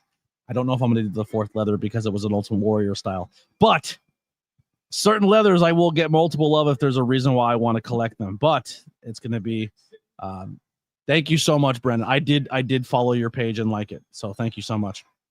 Brendan's another content creator. Here's the link. If I do have it pinned, I don't know if you still see the link on the pinned comment, but if you click this link, you can pop in and join the stream. Brandon, if you want to come in and plug your content that you're starting up or you're talking about, you're more than welcome to come in for a segment or two and come chat with us. Screw Mercedes with the belt collecting. We got ABJ. Yeah, I'm gonna have some pretty sick belts, and then my belt collector is also gonna be making like legit from the ground up his own style ideas of belts. So I'll tell you what's coming up soon. Right, the Winged Eagle is next. Mm-hmm. We're gonna take a little bit of time to send some money, and then I'll be getting 2 belts made after that. I will be getting the modern version of the AEW Championship. Now, it's going to be a little more money because the AEW Championship is 3 5mm plates stacked on top of each other. That belt is thick, it's big, and it's heavy. So every layer of that belt is another layer on top of the belt. So that belt is like thick. It's a thick boy. The new version of the AEW title has a giant globe on each side that they use for side plates. The original one just had AEW and it did not have side plates. I'm going to get the original version of the belt and the modern version of the belt. But the original version of the belt that I'll be getting is going to have a different strap. It's going to have a little bit of a Burberry strap to it, and I'm going to have the old ABJ Triple B. That's in the works. And then I will be getting, after those 2 belts, I will be getting the 2 modern era WWE Championship belts. So instead of a giant W, it'll be an ABJ. And then the current now Seth Rollins belt, I will get, and instead of the WWE logo, it will be the ABJ logo. But they will be replicas of those 2 belts. And those belts. Steven, can you hold it down for a second? I'm going to step away real fast. Okay. Hold it down, read the chat, talk to everybody. If Brandon, if you do pop in, just hang tight and I will get you in when I come right back. I have to pee. How's everybody doing tonight? Hit the like button, subscribe. Make sure you hit the like button. And we're on commercial break here on Netflix. We're watching Sami Zayn versus Rusev.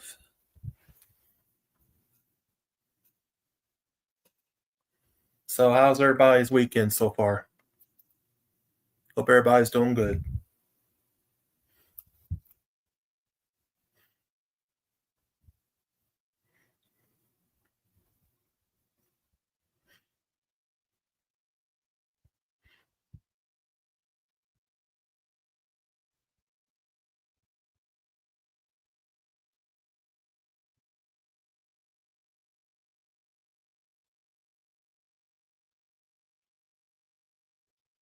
So just wondering what you guys take on the WWE going to ESPN, $29.99 a month starting next year. What you guys take on that?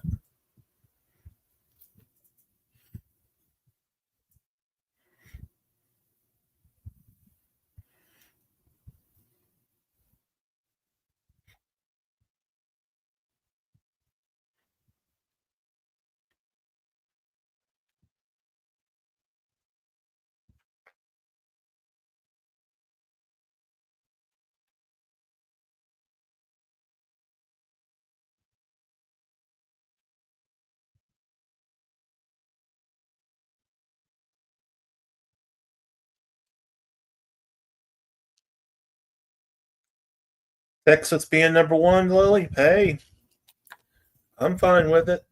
They got a big game against Ohio State, so it's going to be a good game. I'll be rooting for Texas.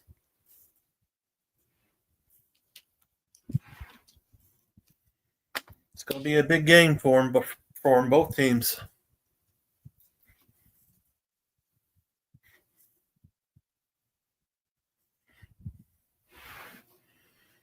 So I'm glad football seasons are getting going here.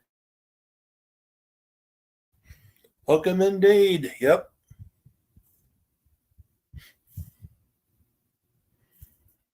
NFL season's already going to get ready to come on pretty soon. They already going preseason games already.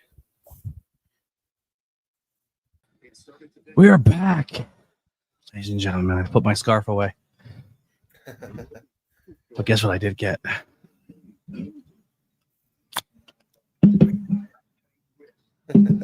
Hook 'em. What is she talking about? Hook 'em. Texas, Yikes.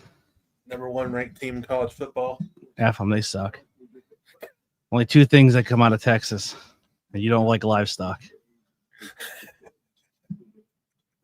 Speaking of Texas, America's team, Netflix, F that team too. I won't be watching that. Nope.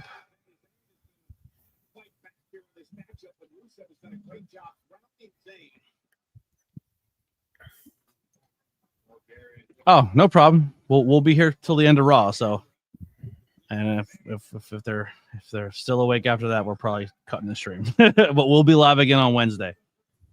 I had to do some school stuff. I thought you graduated school. I thought we were done with school. Thank you. I appreciate it. Thank you for all the super chats and donations.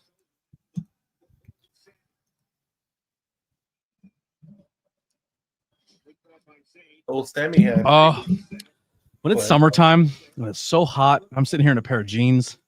I'm so hot. A nice cold beer, just amazing. I have to deal with denim shorts, but not blue jeans, and only in the fall when it gets cold. Excuse me, which witchcraft is about wrestling, not football. It is a wrestling stream, but we let everything go here. You know, we let everybody talk about every topic. We're pretty open. All right. I'm gonna say something right now. I'm interested to see how this match plays out because Rusev has been known to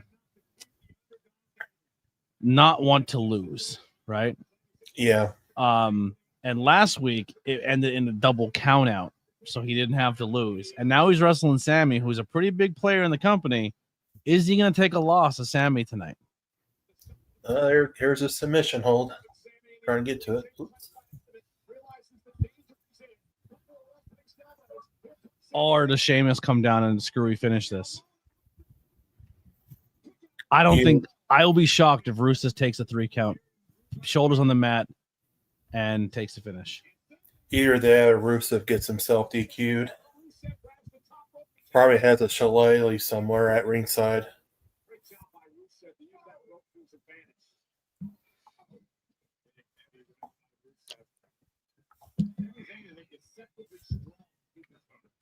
Oh.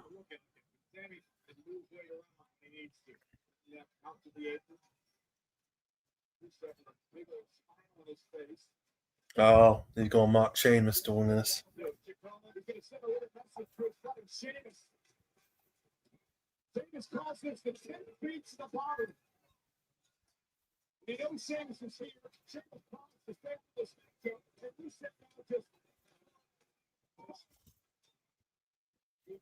We're about 20 days away for Paris, Clash in Paris. Yeah. Nate's saying he's calling interference. There you go. Tonight's all right, man. I mean, only 3 people watching on the YouTube side, 1 over on Twitch, but we're doing all right. I wasn't expecting big numbers right away. I was expecting this is going to take a while to grind and get our way back up there, but we'll see how it goes. Yeah.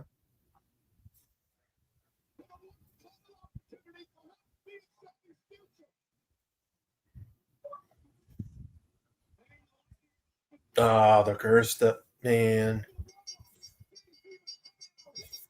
How much of this has to do with Rusev not wanting to get pinned? That's my honest question.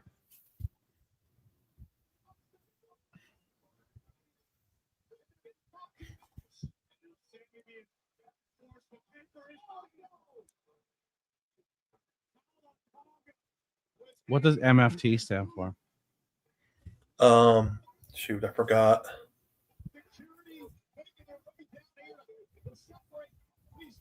And is the other Tonga brother injured or what happened with him? Bicep.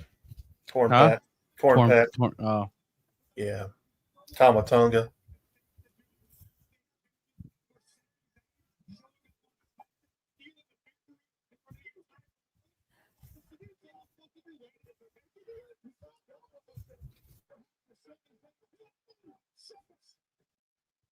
That bro kick's a little off there, Sheamus. He got him with a knee. It was more like a knee than it was a kick.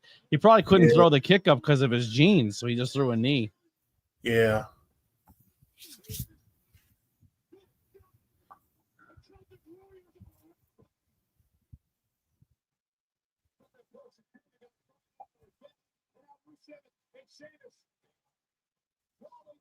Happy heavily birthday, Hulk Hogan. Screw you. I saw that. Let me stop. I don't want to be that guy. If you're mourning the death of Hulk Hogan, you have every right to go for it. I think it's weird. They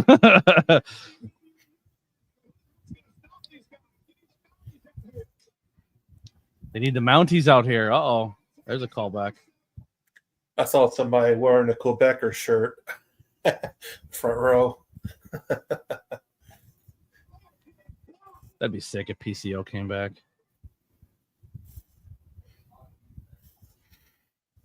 I'll say this about Hogan, Anthony. I respect. Yeah, go ahead.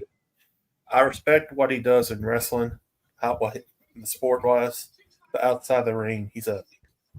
Here's my question. When he was alive, and we talked about Hulk Hogan as a wrestler, everyone said yes, he was the face. It was what it was. It worked, right? It was fine. But we all know that the only that really could have been anybody, realistically. Yeah. Because it was the brainchild of Vince McMahon. The only thing that made Hulk Hogan work is he did know how to do the character. And he just shut up and listened. He did exactly what Vince told him to do. And it worked, right? But everything outside of wrestling, his movies were garbage. Like he just couldn't he was huge, but everyone still was like a Savage guy or a Piper guy or you know what I mean? Like everyone attached to just as many wrestlers at that point in time than just Hogan. So when everyone's like, "Oh, Hogan was the end all be all of professional wrestling," WrestleMania 3, yes, he had the greatest. Him and Andre had a moment, but it wasn't the best match on the card. Everyone talks about Ricky and Macho Man. You know what I mean? Like, I just think people over embellishing it now that he's no longer with us. But like, and he's the type of person too. You can't separate the art from the artist. Because he went out and did everything as Hulk Hogan. Yeah. And I'm not trying to be political. And I'm not trying to do that. And I don't want this place to be a thing of... I know wrestling is an escape from the outside world and political landscapes, but WWE is putting it in our face as well. But here's the deal. Like, he went up and endorsed Trump. Trump is... Love him or hate him or whatever. He is kind of being criticized for being a possibly racist president. You know what I mean? And other things if he's on certain lists. But you yourself have been called a racist and said horrible racist things. And then you partner up with the party that accepts you for being racist. Like, you knew who you were playing to. You knew who you grifted to. He went with that side for a strategic reason. You know what I mean? He's not dumb. He knows who to get the rub from. And that's where he went. He waves an American flag and says he's all American, but he doesn't like people of color. That doesn't make sense to me. Yeah.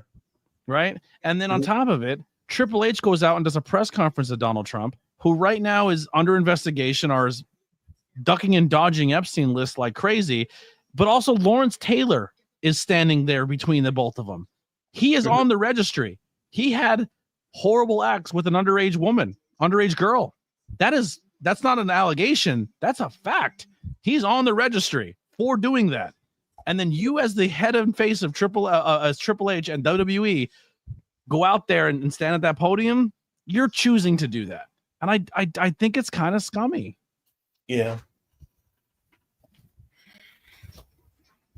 What was he in the White House in the first place? And the It's fact that Triple H was barely even recognized by Donald Trump, and he had all of his accomplishments, but didn't know that he was standing right next to him, makes me believe even more so that Triple H is just a pawn, and Vince is still doing stuff backstage. That's just my personal take. I think Tripp is the face, but I still think Vince is involved in this company in one form or another.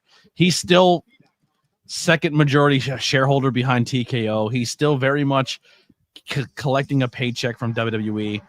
He's just not he's not on the board. He's not all of that. But all of his people are still in place. All the people backstage are still in place. The WWE has not shown us really anything different to indicate otherwise. I mean, there's some aspects where Triple H talent is being pushed and some Vince guys have been released, but overall, it just seems like, to me, the same product. Yeah. Give me just a moment here. I got to fix my battery. I'm going to go for it. Yeah, please. I'll be right back just real quick. That'll be the last time I talk about political stuff. I mean, it might come up a little bit on Thursday, but I will try to my best to keep them two separate. I apologize. It's all right, man.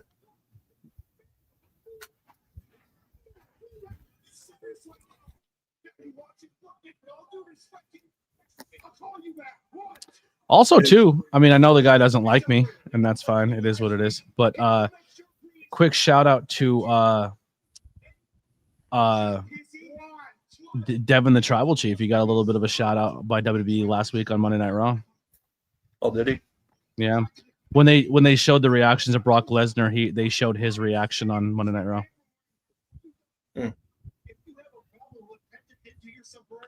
I haven't watched this content since a long time ago. Yeah, I mean, I don't watch it either. But he appeared on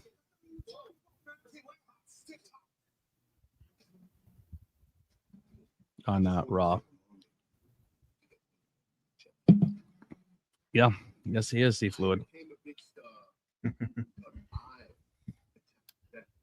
Hogan's a different wrestler when he was wrestling in New Japan, so he had to be, because they didn't show him any respect if he tried to do that other stuff.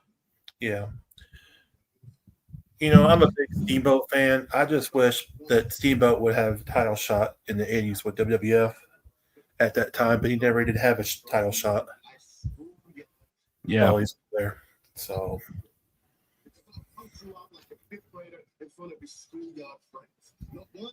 He couldn't get one because of Hogan and all that. Yeah. That's what I'm saying. Like, and here's the thing. I don't mind that certain guys don't get title shots, because I do think that the world title should be something that should be sacred, and not everyone should have the world title. I think the world title should be something you absolutely earn, or if it's a really, really special moment. I do think that certain guys should hold a title for 4 or 5 years at a shot. You know what I mean? Like, I think it should be something that should be earned, not just given. So I don't mind that. Like, it almost makes it more like guys like Steamboat and Piper and Mr. Perfect and these $1 million men never actually had world titles.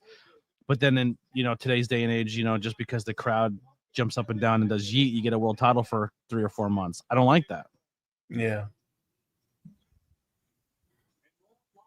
I wouldn't know. Like I said, I don't know much about his content, but if you don't like him, that's a you thing. But I know me and him were cool. I say cordial. We were cordial. And then he never fulfilled that bet, by the way. Oh yeah. But when I had some issues with another content creator team, he seemed to take their side for some reason and didn't like me anymore. So it is what it is. This will be fun. I'm a Trump person. You could be a Trump person. I would gladly have a friendly debate with you about why I don't like the man. That could be something we do at some point in time, but we don't have to if you don't want to. And to be clear, I never, as much as how long my hatred for Hulk Hogan is also how long my hatred for Donald Trump is. I didn't like Donald Trump when he was a TV personality, a businessman. I'm also not a giant fan of billionaires. Like, I don't like rich, evil comic book villains. And he just happened to be, he literally is Lex Luthor. He's Lex Luthor. He's the comic book villain who became president. Like, ugh. Lex Luthor with hair. Yeah, he's Lex Luthor with bad hair. Yeah. And not skinny or jacked or anything. But if you ask me, I'm 6'6", 180 pounds, jacked out of my mind. All right, there he is, Brandon. All What's right. going on, bud? Not much. I just got my kid to bed. She's 5 years old and demanding. Yeah. Throw a So, little thanks for Benadryl in having their me. cup. Excuse me? Throw a little Benadryl in their cup. Call it a day. Oh, yeah, you know how that goes. NyQuil popsicles. Yeah. So tell us about your content you have coming up soon. All right. Well, basically, my friend Jason Rodriguez and we've been friends since 6th grade. And I used to be huge into wrestling, huge. But professionally, I'm a chef. So I got out of it over the years just because of life's demands, having kids, all that stuff. And I think WWE killed my spirit for it a little bit, be honest with you. Not putting them down, but I'm an indie guy. Yeah. But my buddy Jason always stayed into it, stayed in touch, and he's on the storylines. He's up into everything. And I came to a PPW event last month. So where are you based out of, real quick? Northampton, Pennsylvania, Lehigh Valley. Gotcha. And how did you find or learn about PPW? Well, I went to the farmer's market, just a little daddy-daughter day with my kid, and I seen wrestling. I said, man, I love wrestling. And I seen the behind the scenes. I was like, well, I want to see that a little bit more. Awesome. Yeah, so my daughter was talking to Chris White, Big Daddy. Big Daddy Chris White. Love that guy. Yeah. And we were sitting there just hamming it up a little bit. I had no idea what was going on because I just talked to anyone and we're just talking. He's like, yeah, I'm a wrestler. I'm like, oh, cool. And so by that point, my daughter Lily and Chris had a little rapport, just busting chops a little bit, having fun. And I said to myself, well, let's go to the event tonight, see if I can get my daughter into wrestling, see if I can get back into it a little bit more. I want to. I just watching Raw. I love AEW. I love the independents, MLW. I like ROH, all that stuff. Mm-hmm. But I'm an indie guy, and I like finding talent. I pride myself on finding talent. So we went to the show. I took my son, my 17-year-old, and he's on the spectrum a little bit, and so it's hard to get things for him to want to do with me outside of the house. So I brought him, and it became a family thing. We loved it. We loved PPW, and so we went again this past Saturday, and but from that first match, the first event, I seen how my daughter was affected and my son was affected, and I said, well, we can do this as a family thing now. Let's get back to progressive. Yeah. That warms my heart. I love that so much. Yeah. So thank you. My daughter, I said to my buddy Jason, hey, let's just start a wrestling channel. Let's just do it. I used to do music back in the day, but I did the A&R side of things, project management, advertising, marketing, branding, things like that. But I said, let's just do it. So we are in the process of setting up our trademark, getting our logo together, which is why my page looks a little generic at the moment. It looks like two muscle buster figures. You get a coin machine wrestling each other. I like it. Yeah, thanks. And thank you. I appreciate that. I was just like, this is good for temporary, but we're going to go for the old school retro look. And, he handles all the legal stuff, all that jargon. And I don't have any of that set up. Don't steal my names. I don't have them copyrighted. Yeah. Well, I said to myself, I just want to do this with a buddy and just have some fun and take my kids to the events and just review PPW and, network and get to know some of the wrestlers and highlight those guys. My daughter, what got her into wrestling is actually Gene Snitsky. Okay. That's her favorite. It was his fault then. Oh, it was his fault. It totally is. Don't let him babysit. What happened is, I'll get back into that in 1 second because you're gonna laugh. So I said, Jason, let's do a channel. So he said, okay, let's do it. So we're doing everything behind the scenes now. I got the Facebook, the IG, I got the YouTube set up. You're actually the first person I've communicated with off of the. Yeah. I've been watching your channel, and it's very good content. Enjoy it. And thank you. Yeah, thanks for even linking up. That's great. I He try to doesn't help even, but regardless of what other content creators may say, I try my best to literally help everybody. it's same here, and that's what it's about. It takes a village, you know. One hand washes the other. I help you, you help me. I'm very much just like that as Yeah. a person, and it just translates into the content creating world. Who are some Um, talent on PPW that you like? Oh, well, I would say, um, like say this guy's really got a Yeah. real good shot. Hmm. Diego Hill. Yeah. I say Diego Hill when I watch him work. I see the cleanness in his moves. I see how fast he snaps with his forget that I'm on the spot, but I can say it any other time when you're falling back. I hit my head a few years ago, so I have some memory issues. So mind You're me. right. That's all I right. fell down and really hit the hell out of my head. I like the way he takes his bumps. I like the way he works. I like the way he transitions. I like the way he sells. His aerial abilities, athleticism. It really, really, really caught my eye. And I'm sitting there going, okay, I still know wrestling a little bit at least. And I'm going, this guy's got something here. Yeah. You know, he's got some charisma, but he's got something going on. After that, because I would say obviously VSK, but Love that's VSK. just, yeah, VSK, yeah, he's got that. That was one of the best wrestling matches I've seen in my life, and I've gone to a lot of wrestling matches. That was very, very good. I have yet to Just see it. from I a can't wait to technical- watch it back. Yeah. I'm stuck in the Yeah. back doing promos, so I don't get to see any of the show. Oh, you were? Yeah, Oh, I'm it's- backstage. I'm backstage doing interviews all night, so I don't get to see much. Okay. Yeah. It was decent. It was very good storytelling. It was very good technical prowess displayed amongst by both of them.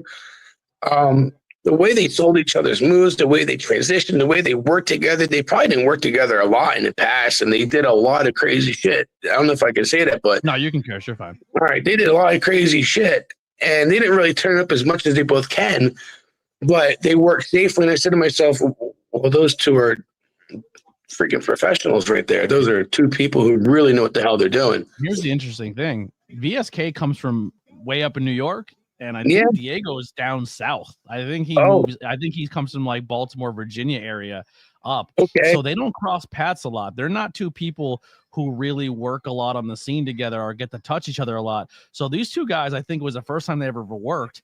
They go Wow. backstage. They have 15, 20 minutes an hour to set up a match, and then they just come out and perform for you guys. Like, so Wait that's till a you testament watch to both it. their talent. Yeah. Wow. That was something. Yeah. Because they did some moves where you go, well, you messed it up a little bit. You're really screwing yourself up there. You're centimeters away from paralyzed or death every single time you hit the ring. Yeah, and then they cheated death 2 or 3 times during that match. Yeah. Yeah. They're very, very talented people. Yes. Other talent. Sugar Dan. Sugar Dan, great look, great body, great everything. That guy's a stud. Yeah, he seems to be like an excellent human being. We were networking on Saturday. Very pops in pleasant here. individual. He comes in and hangs out. Yeah. He's you talked to him. He told me what was going on with his neck a little bit, and so Yeah. just the professionalism out of him. I go, that makes me go. I get it. I have a bad neck, so I get it. Yeah. Let's see on the spot. I had this written down. VSK, Sugar Dan. But right away, Sugar Dan pops out because of his look right away. Yeah. And his He charisma. looks like a Hollywood version of a professional wrestler. Like, Yeah. like when they cast the Von Erichs, like he could have been a Von Erich. Or you're like a young Brian Pillman in a way. Yeah, He has that 100%. kind of look. He has a movie star look and a body like a wrestler should look like. When you look at Sugar Dan, you're like, oh, it's the old school term in professional wrestling. You pass the airport test. When you see a guy Okay. in the airport, you're like, oh, that guy looks different than everybody else. And that's what you want to be a professional wrestler. When you walk into a room and you're in your normal clothes, like you turn ahead. And that's what you really want in a professional wrestler. Like, who's that guy? Yeah, 100%. So the other, there's another one. There's a few of them, but another guy who really pops out, like I genuinely am so excited. Sean Hill. Too Smooth Sean Hill. Sean Smith. Sean Smith. Sean Hill was a quarterback. Sorry. It's a memory issue. I'm stupid. I still have problems calling him Sean Smith because I'm used to calling him Rocket. He was Rocket for a very long time. And it's kind of like the old Jim Cornette when Cactus Jack became Mick Foley and he still called him Cactus. That's kind of in the same vein for me. Right. Sean Smith. I should know that because I've been messaging him here and there and giving him the videos I shot in his match. Nothing before that's going to be published, just for him to have. Yeah. I almost shot the finisher from the perfect angle from the ring post. If it's just clips, they don't care you do that. As long as you're not posting the full match online, they don't. PPW doesn't. Any clips that go out help PPW get seen, so they don't really care about that. Well, yeah, just out of respect and didn't want to step on toes. Appreciate that. That's amazing. That's good ethic to have, especially if you're going to enter the content space. Yeah, that Paul's a cool dude, and I always err on the side of caution, no matter what. Very good mindset to have, especially if you're going to enter the wrestling space and be a content creator, because a lot of people overstep boundaries. Thank you. Sean Smith really popped out in terms of his physical ability. Right when he comes out of the entrance, he has his own little vibe, little like party boy vibe, has a little energy to him. Gets in the ring, he does his breakdancing move, whatever the heck that's called. Mm-hmm. And but he has a great look. He has a great quickness about him. He has really great fast twitch muscle reflexes. So he was a breakdancer who became a pro wrestler. I didn't know that. Yeah, a lot of these guys are saying I've interviewed. You can hear their whole story. I'm going to go through your channel. I've been going through your channel. I'm going to go through it a lot more. And I've actually been studying your channel, so I know how to be a better channel ourselves. Appreciate that. Yeah, you're very, very welcome. Well, I'm here for anything you need. If you have equipment ideas or anything like that, you just let me know, and I'll do my best to point you in the right direction. Great. But yeah, Sean Smith popped out. Sugar Dan popped out. Memory issue. I really did. I hit the hell out of my head. Like, I was paralyzed for about 45 seconds and everything. Yeah. Oh, wow. Yeah. It was a real serious injury, so I do have a memory lapse issue. The captain's here. Welcome back, brother. Yeah, we're back. We're doing live streams. Thank you for popping through. Make sure you hit that thumbs up button and hit that bell notification, so when I go live, you know right away you can come in and hang out. Yeah, we'll do. Let me see. I tell you who my daughter hates. Ooh. And I love to hate this guy, and I hate to love him. I hope you already know who I'm going to say. There's a few of them. I'm interested. No, there's one really, really good. I mean, all right. So I like Austin Kingsley. I like Precious. I like the heels. I like how he puts his pinky up, and Norbert. I've known Precious since he's like 15. Oh, really? Yeah. How old is he? He's like 20-some now, but I've known Precious before he broke into the business. He's like not shoot, but like my little brother in this industry. Like I was really good friends with his parents, and then I met his parents, and then I used to go to their house before I was a content creator, and we used to watch wrestling pay-per-views together. And okay, so that's your friend. I went and joined the wrestling industry, and he was still in school, in high school, and doing his thing, and then he got in the wrestling industry, and then we connected again. Great. Yeah. Great. That's cool.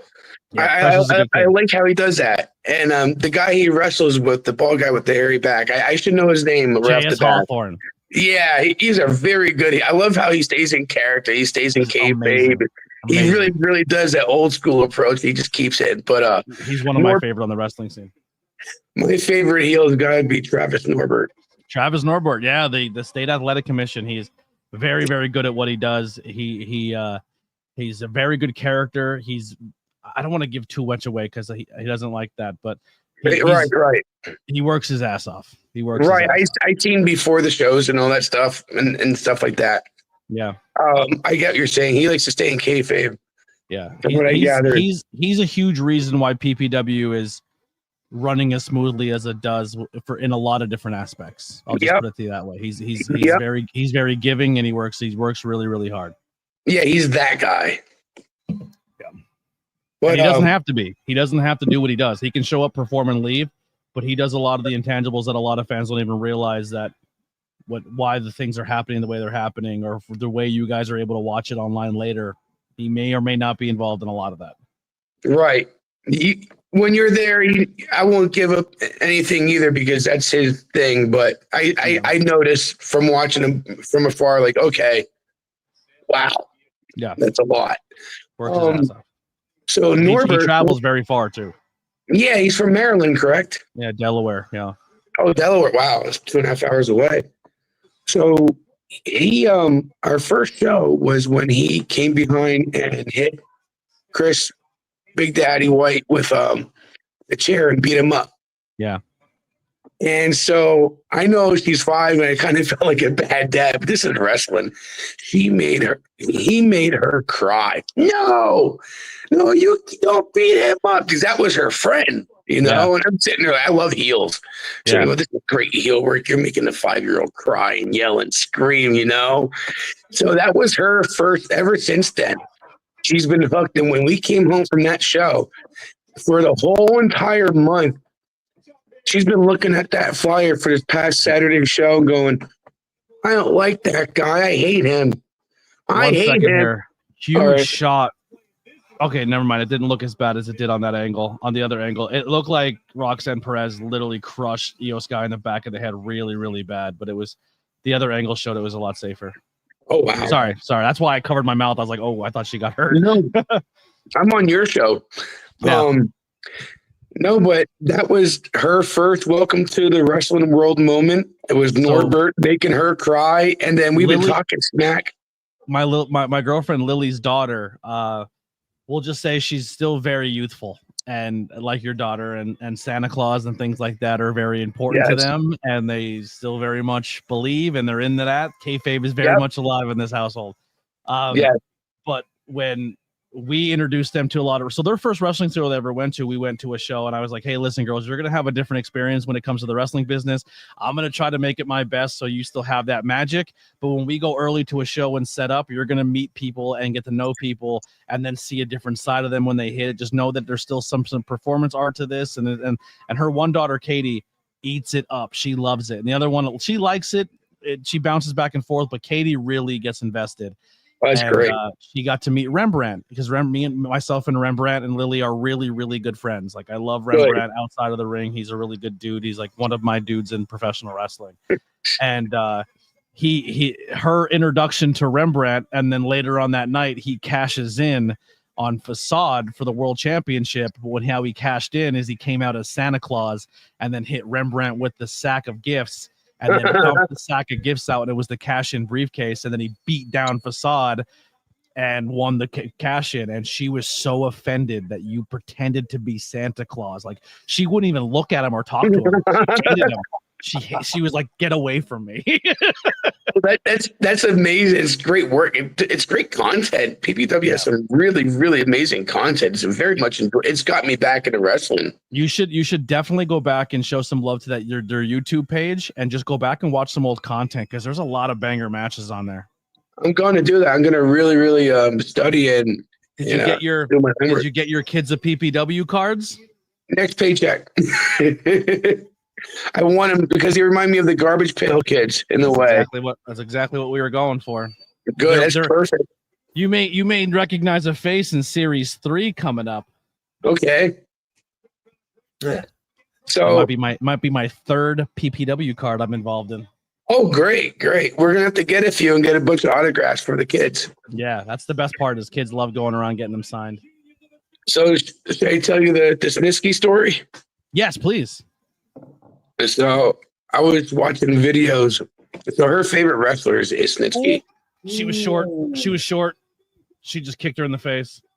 Ooh. No, she's good. She's good. The referee just went and checked. Sorry, I ruin wrestling sometimes on these live streams because I can tell how the referees are doing things. She's fine. Right. Now, that's interesting. It's a pleasure to be here. It's great. I have to learn how to keep my mouth shut sometimes, though, because I do spoil. I'm sorry to interrupt you, but go ahead with your Snitsky story there. Sorry. Yeah. All right. No, that's great. That's fine. So I interact with him on Facebook here and there because where I live is about 45 minutes from his surplus store. He has an Army surplus store down Hamburg. Yep. And he runs it, yeah. And we have two mutual friends from when I was in martial arts. And So, well, I got to know him on his own merit, but through Facebook only. Mhm. But one, I caught somebody using his image to promote his show and let him know about it, and he's like, "Oh, thank you." So he's like, "I really appreciate that." I guess I did him a solid, but so I'm watching Snitsky stuff on WWE on YouTube. I mean, obviously the one where he kicks the baby. Mhm. So my daughter started kicking her babies. They just recently had so there's a place, I don't know in Pennsylvania where it is, and I apologize to Ken Hoover, but they have a thing called the Snackdown Grill. It's like a little wrestling store, like a flea market, and they had a contest for a baby kicking competition, and you had to kick a baby doll into a playpen. And Gene That's Snitsky amazing. hosted it. Yeah, Okay. your daughter would have been amazing at it. She's been practicing. Yeah, so he's sitting there kicking the baby, going, "It's not my fault." So I recorded it and sent it to him, and he reloaded it. So he had a good laugh with Lily kicking the baby, saying it's not my fault. She was only 3 at the time. Yeah, So now she has her own wrestling moniker from Snitsky. yeah. She's now Lily Idol, and that wants to be a wrestler. So I love that. Yeah, he's a good dude. He's in better shape now than he was when he was in WWE. Oh, he's yeah, fat. a much better look too, with the long beard, and they Very messed nice that guy. up. He's a very They nice messed guy. that up. Yeah, but When I met him, I didn't even ask him about the baby kicking incident. I asked him about something completely else, and he's like, "You're weird." He's like, the fact that that's what you latched onto. There was a segment on an old pay-per-view. I think it was a Royal Rumble or something. But everybody was backstage in like a segment where somebody was getting interviewed, but there was people in the background just kind of sitting around, and like Goldust was there, and Mae Young and Gene Snitsky, and Gene Snitsky is holding Mae Young's foot, and he's just licking it the whole time. Do you know the story like, behind that? He told me, but I was just like, that is wild. Like, yeah. So I'm not going to speak for him, but I seen him post about a foot fetish. So yeah. Wrestling. We'll just say there's a lot of interesting. The more you learn about professional wrestling and the behind the scenes, it's an interesting world. Yeah, and it really is. But that's his business, none of mine. And Hey, I'm only I'm not here to 5'9". yuck your yum. Yeah. Yeah, he'll kick my ass. But he's a real cool dude from what I know. I don't know him like that, but just he's always been real cool. Like on my son's birthday, he private messaged and wished him a happy birthday and stuff like that. He's a great guy. He did more than his own family did. So there you go. Yeah. But I tell you what I really love about PPW. Please. And I grew up. It's very exciting. Sorry to cut you off. I know there's a little bit of delay. It is very exciting for me as someone who puts a lot of effort in to getting PPW seen as a content creator and interview the talents. So it is very enjoyable for me for you to up talk about how these characters and performers make you feel. So I can listen to this all day long. I appreciate it. I don't want to talk too much, No, please do. You're giving me a break. My voice is still killing me from Saturday. Oh, I gotcha. I became jaded in the wrestling world. Really, I mean, I really grew up with. I'm from Allentown. Okay. So Wild Samoan schools and stuff. Oh, all right. So my first job was Red Lobster in Whitehall, and my sister worked there. And she goes, "Listen, Brandon," she goes, "whatever you do, don't make a scene." I'm like, "What are you talking about?" She goes, "Go look right over there." And right there were the Wild Samoans. They were the regulars at on every Tuesday used to come to Red Lobster and eat. So I probably seen whoever they were with, whatever guys are big stars now, when they were little kids at Red Lobster. I'm 41. This is literally 25 years ago. You've probably seen the Usos when they were kids. You've probably seen Alpha Jr. when he was a kid. There's a possibility Roman showed up. Like, you know what I mean? Well, Alpha Jr., I believe he went to Allen. Everyone kind of knows Alpha Jr. around here. Everyone kind of knew the head shrinkers. And I remember seeing them going, I'm like, starstruck. That's the head shrinkers. They told me, I said, like, Gina, that's the head. She goes, I know, shut up. I'm their waitress, Yeah. I'm sitting like, no, you don't know. She's like, no, shut up. I want, she doesn't, she's not into wrestling, but my stepfather, that growing up, wrestling was the thing we did. It's what it was everything growing up. I mean, I was nuts about it. So to be jaded from it kind of sucks. Yeah. It really, really, really does. You grow up, you get jaded, bills, wife, kids, that's how that goes. And I started watching WWE again like 10 years ago. I got into a big Finn Balor fan, Shinsuke Nakamura fan, anyone who comes over from NJPW. But I got into Punk. I got into AEW when it came out. But once they missed their storylines in 2012, 13, 14 with NXT, when it was doing better than the main roster, I was like, I can't stand Vince. Black and Gold was doing some good stuff back Black then, and man. Gold was Yeah, awesome. but What an era of pro wrestling was Black and Gold and NXT. Oh, yeah. And Vince messed it up. They bring the guys up to the main roster and he buried them just because he's a dick. Yeah. NXT, the two pots things for me growing up. I mean, I'm partial to the Brett and Shawn Michaels era of pro wrestling. But my God, that NXT era and that Lucha Underground era. Oh my goodness, they were fun times to be a pro wrestling fan. I'm glad you mentioned Lucha Underground. Well, I love Lucha Underground. Lucha was still around, Yeah. Like Matanza was a great heel. Yeah. Here's a question from in the chat. Lily from Witchcraft by Lily says, "Ask him who the best entrance gear at PPW has been since watching." Best entrance at PPW. Best entrance gear. Best like what they wear to the ring. I'm not sure if they were. He's a guy, Lily. He's not paying attention. I think it was nice and smooth. Okay, nice and smooth. Yeah. I like they were clean. I like their entrance gear. See, like I like Diego Hill, but he's got to work some stuff like that. Like his entrance gear, his entrance, maybe a little bit more charisma. But I like Sean Smith, but his entrance gear isn't really there. Not that it's the wrestling that matters to me, but yeah. I guess I'm gonna have to watch more content and really get back to that one. But I say right now, Nice and Smooth popped out the most to me. I think Norbert, the way he walks out, the way he has his character together completely, it's not crazy. It's his character. It fits him perfectly.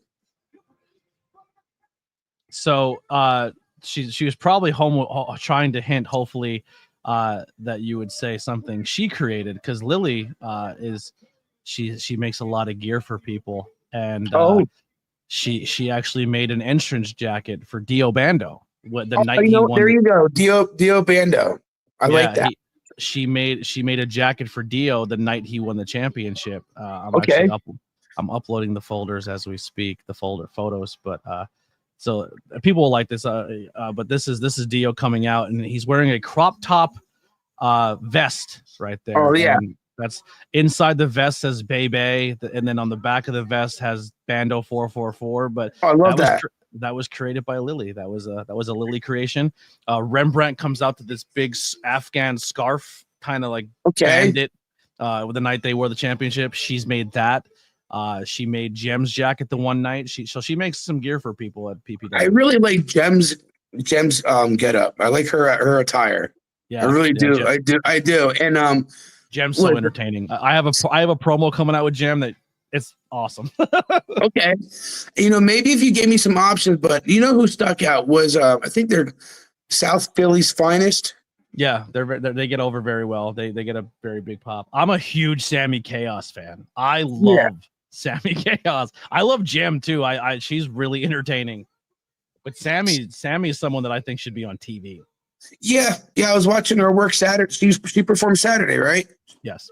Yeah, that's who it was then. But yeah, if you give me some options, I guess I could give a better answer. I'm still just getting acclimated to PPW. It's only my second show. Yeah, that's exciting. I'm pumped. I can't wait for you to come back and talk with us more about what you like. Yeah, I appreciate it. I talk PPW all the time, but you're coming from the fan perspective that my audience now can hear. So this is awesome. Well, this is why I have a YouTube. This is why my buddy Jason and I have a wrestling channel now. It's Yeah. because of PPW. I was really just waiting for something good to happen. I'd always knew the best wrestling happened on the independent scene. And Oh, that's right. So did you, sorry to cut you off, did you notice the vest that Big Daddy Chris White was wearing that says Big Daddy on the back and the Funk Yeah. logo on it? Lily Yeah. made that as well. there you go. She's going to be Lily's favorite. Yeah. I mean, it's gonna be Lily because that's her favorite wrestler in PPW is Big Daddy. Does your daughter spell it with 2 L's or just one? No, just one. Just one? Yeah. 2 Lilies now, PPW. You got to make Lily a Lily jacket, Lily. Yeah, we're gonna have to do that with the work in the Hangout where she distracts Norbert and then Chris beats him. maybe if Lily wasn't able to make the last show because she kind of hurt her back a little bit. Oh, But maybe we can find the material that Chris had and maybe she can make. I don't know if she still has the sleeves or stuff, and maybe she can make something for your daughter that's like a Chris White inspired thing of what's left over from the gear. She still has it. that'd be great. That'd be awesome. I would never expect that'd be great. Yeah. But yeah, PPW inspired me to go, hey, let's start a channel. Now we're starting a channel. This is technically the first content we're doing. But it's nice to get back into doing something with my family that we can all like. It's a family tradition. Yeah, I love that. It's from my stepfather, but it's just from my stepfather comes from the Ag Hall days, with Hogan and all those guys coming and Sergeant Slaughter with the car going through the doors and all that stuff. Like, what's his name? I should know. Jimmy Snuka. Yep. Like, I remember the George Washington Motor Lodge where he was jumping off doing, but I heard the stories from people, and then the story came out about what happened. It's like, oh, that guy at the bar wasn't just a stupid drunk, And the night Jimmy Snuka killed somebody. yeah. I know all the stories, but I know all the stories of what those guys were really, really up to when they were partying. Yeah. And but my stepfather comes from the Ag Hall days when WWE was still a territory. Yep. And then WWF. Yeah. And then we went through the Attitude Era, the 90s and the Attitude Era. And we've seen the best of the best of the best. We've seen ECW, WCW. We've seen it all. Like, we were ECW people. And now we're all going to be going back in the wrestling. I have an ECW title right there. Oh, nice. Yep. That's great. I think I put a little more. But that's my favorite of all. Taz was my guy. Yeah. Yeah. And then he went to WWE and he got buried. Became a commentator because he had too many injuries. Yeah. But now PPW has, we're going to wrestling once a month as a family. Wait, so real quick, Natty is now managing Maxine Dupree. Yeah, she's been hanging around with him for about several weeks now. I want to watch that Natty Masha match so bad. They said it's a good match. It was awesome. Yeah. Sorry, go ahead, Brandon. Did we lose you? Are you frozen? Oh, you're back. I had to answer a text message from my fiance. That's all. So PPW got our family back into wrestling again. We've all been. My stepdad stopped watching, and he was a hardcore wrestling fan, like hardcore. Yeah, he was like, I can't watch this shit no more. We just can't watch it. When you grow up watching wrestling, and then as you get older, you almost have to revert your mind a little bit. You have to look at wrestling a little differently, because for us growing up, there was still the element of it was still a competition, and there was some element to that. And and then as you grow up, and then you're watching NFL and watching actually athletic competitions where wins and losses matter, wrestling kind of loses that, like, well, there's some aspects of this that don't make full sense. But then the second you separate yourself from that, you're watching a sport and it's not fully real, that there is elements of theater and art and theatrics to it, you then appreciate it more for the theater aspect and less for who wins and loses type deal. Like, someone can still go out there and lose a match, but at the end of the day, still be the better wrestler in the ring. You know what I mean? Right. Yeah, but now he likes PPW. I've been showing him the PPW content, And he was like, all right. He goes, I can't wait till next month. Yeah, there's a lot out there, man. There's some really, really good matches. I haven't been on their YouTube channel in a minute, but I know my co-host for the Tornado Tag, which quick shout out, will be live again on this Thursday night, talking all things professional wrestling. We might even talk some PPW. So if you want to tune back in, we'll be live 8 o'clock Thursday. That'd be great. He's been doing the PPW channel and stuff. It's funny. I typed in PPW Entertainment, and one of the first things that pop up is an interview with me and Jim. That's pretty fun. That's the second video that pops up is me and Jim. I'm gonna have to check out all of that stuff. And feel free to send me whatever you want. Spam the hell out of me. Like what you want me specifically to check out, and I will definitely do so. My daughter likes Jim. Yeah, Jem's funny. I do. Me and her have a lot of conversations backstage. She's good people. Good. I'm gonna get off in a like a minute or two if you don't mind. I got it. Yeah, absolutely. Anytime you want, you can jump out, brother. I really appreciate you popping in. Thanks for supporting having independent wrestling. Thank you for supporting the channel and checking my stuff out and saying all your kind words. And anything you need, man, I'm always a message away. All right, thank you, and make sure to check out our content when it's up. I'll definitely let you know. Yeah, we'll put it in the chat so people can go give you a follow and a subscribe. Just let me know when you put your first video out, and we'll definitely share it out. All right, we'll do so. Thank you so much. Take it easy, Brandon. All right, have a good one. See if I do this the right way. Yeah. There you go. That was nice, right? There you go. It's pretty fun to hear somebody else's take on the PPW side of things. Yeah. I really enjoyed that. That made my night. It's fun listening to people. She's gonna boot Natty in the head. Does that make Natty's back? She's gonna challenge Becky. Natty should win the IC championship. Natty is a perfect intercontinental champion. Especially what Natty's been doing lately. If they let her kind of get a little edge to her like she's been doing in GCW, Natty as the IC champion would be fun. Yeah. Well, they were teasing Nikki last week. No, it can't be Nikki. It's got to be Natty. It has to be. Yeah. Like the IC championship is the work rate champion. Like that's got to be Natty. Yeah. About curiosity, how long was the PPW promotion? So this next month coming up is their 12th anniversary show. So it's been around 12 years. Wow. Yeah. And I've been helping out with it now for 6. Everyone in the chat, thank you so much for hanging out. I'm sorry we didn't talk a lot of Raw there for a while.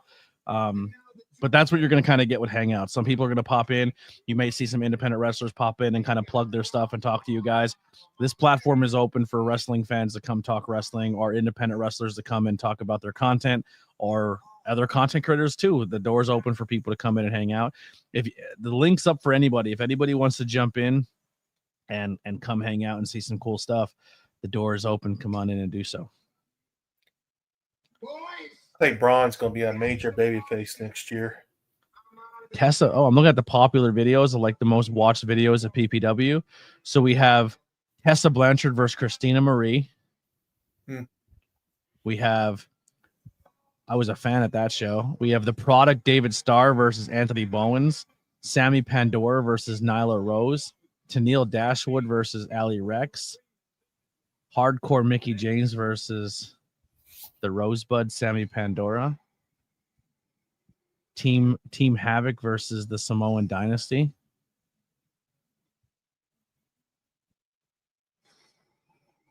Wow, Adina Steele and Christina Marie, 10K plays on that match. Good for them. Oh, wow. They're already at the main event, Anthony. I know, that's crazy. It's not even 9 o'clock my time. Thank you so much. I appreciate that. Whew, it is hot in this room, boys. I am sweating newts back here. Yeah. I got a voicemail. Let me mute my mic real quick. Okay, buddy.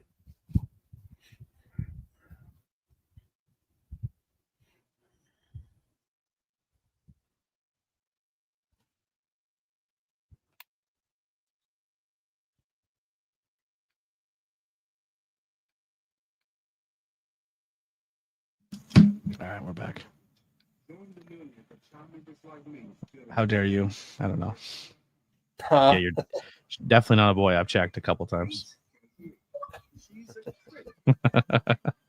She loves canceling over credit cards when they're paid. Oh man, you know how much it makes, how happy it makes me when people are like, "Oh man, I really like watching this person wrestle," and you're like, been friends with them for like 8 years, and you're like, that warms my heart that they're getting love like that. Like, I love that shit, man. Like, it's not always what you say about people to their face. It's how you speak about them when they're not in the room.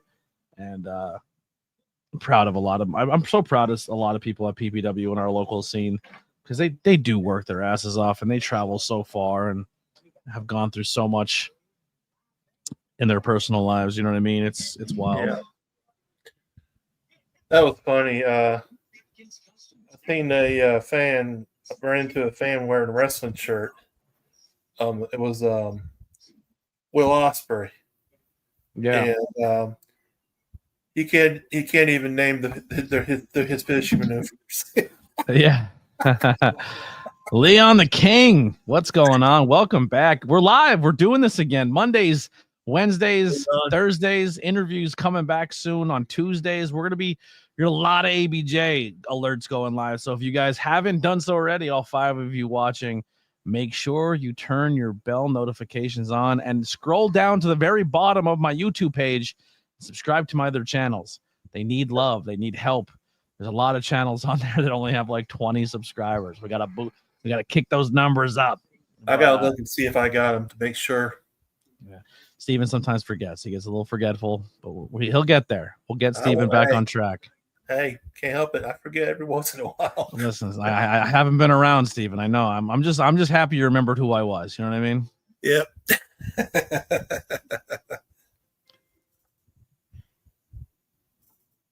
I'm gonna be honest. I missed a lot of Raw too. We were kind of talking the whole time. Well, recap: Axel, Roxanne pinned Io.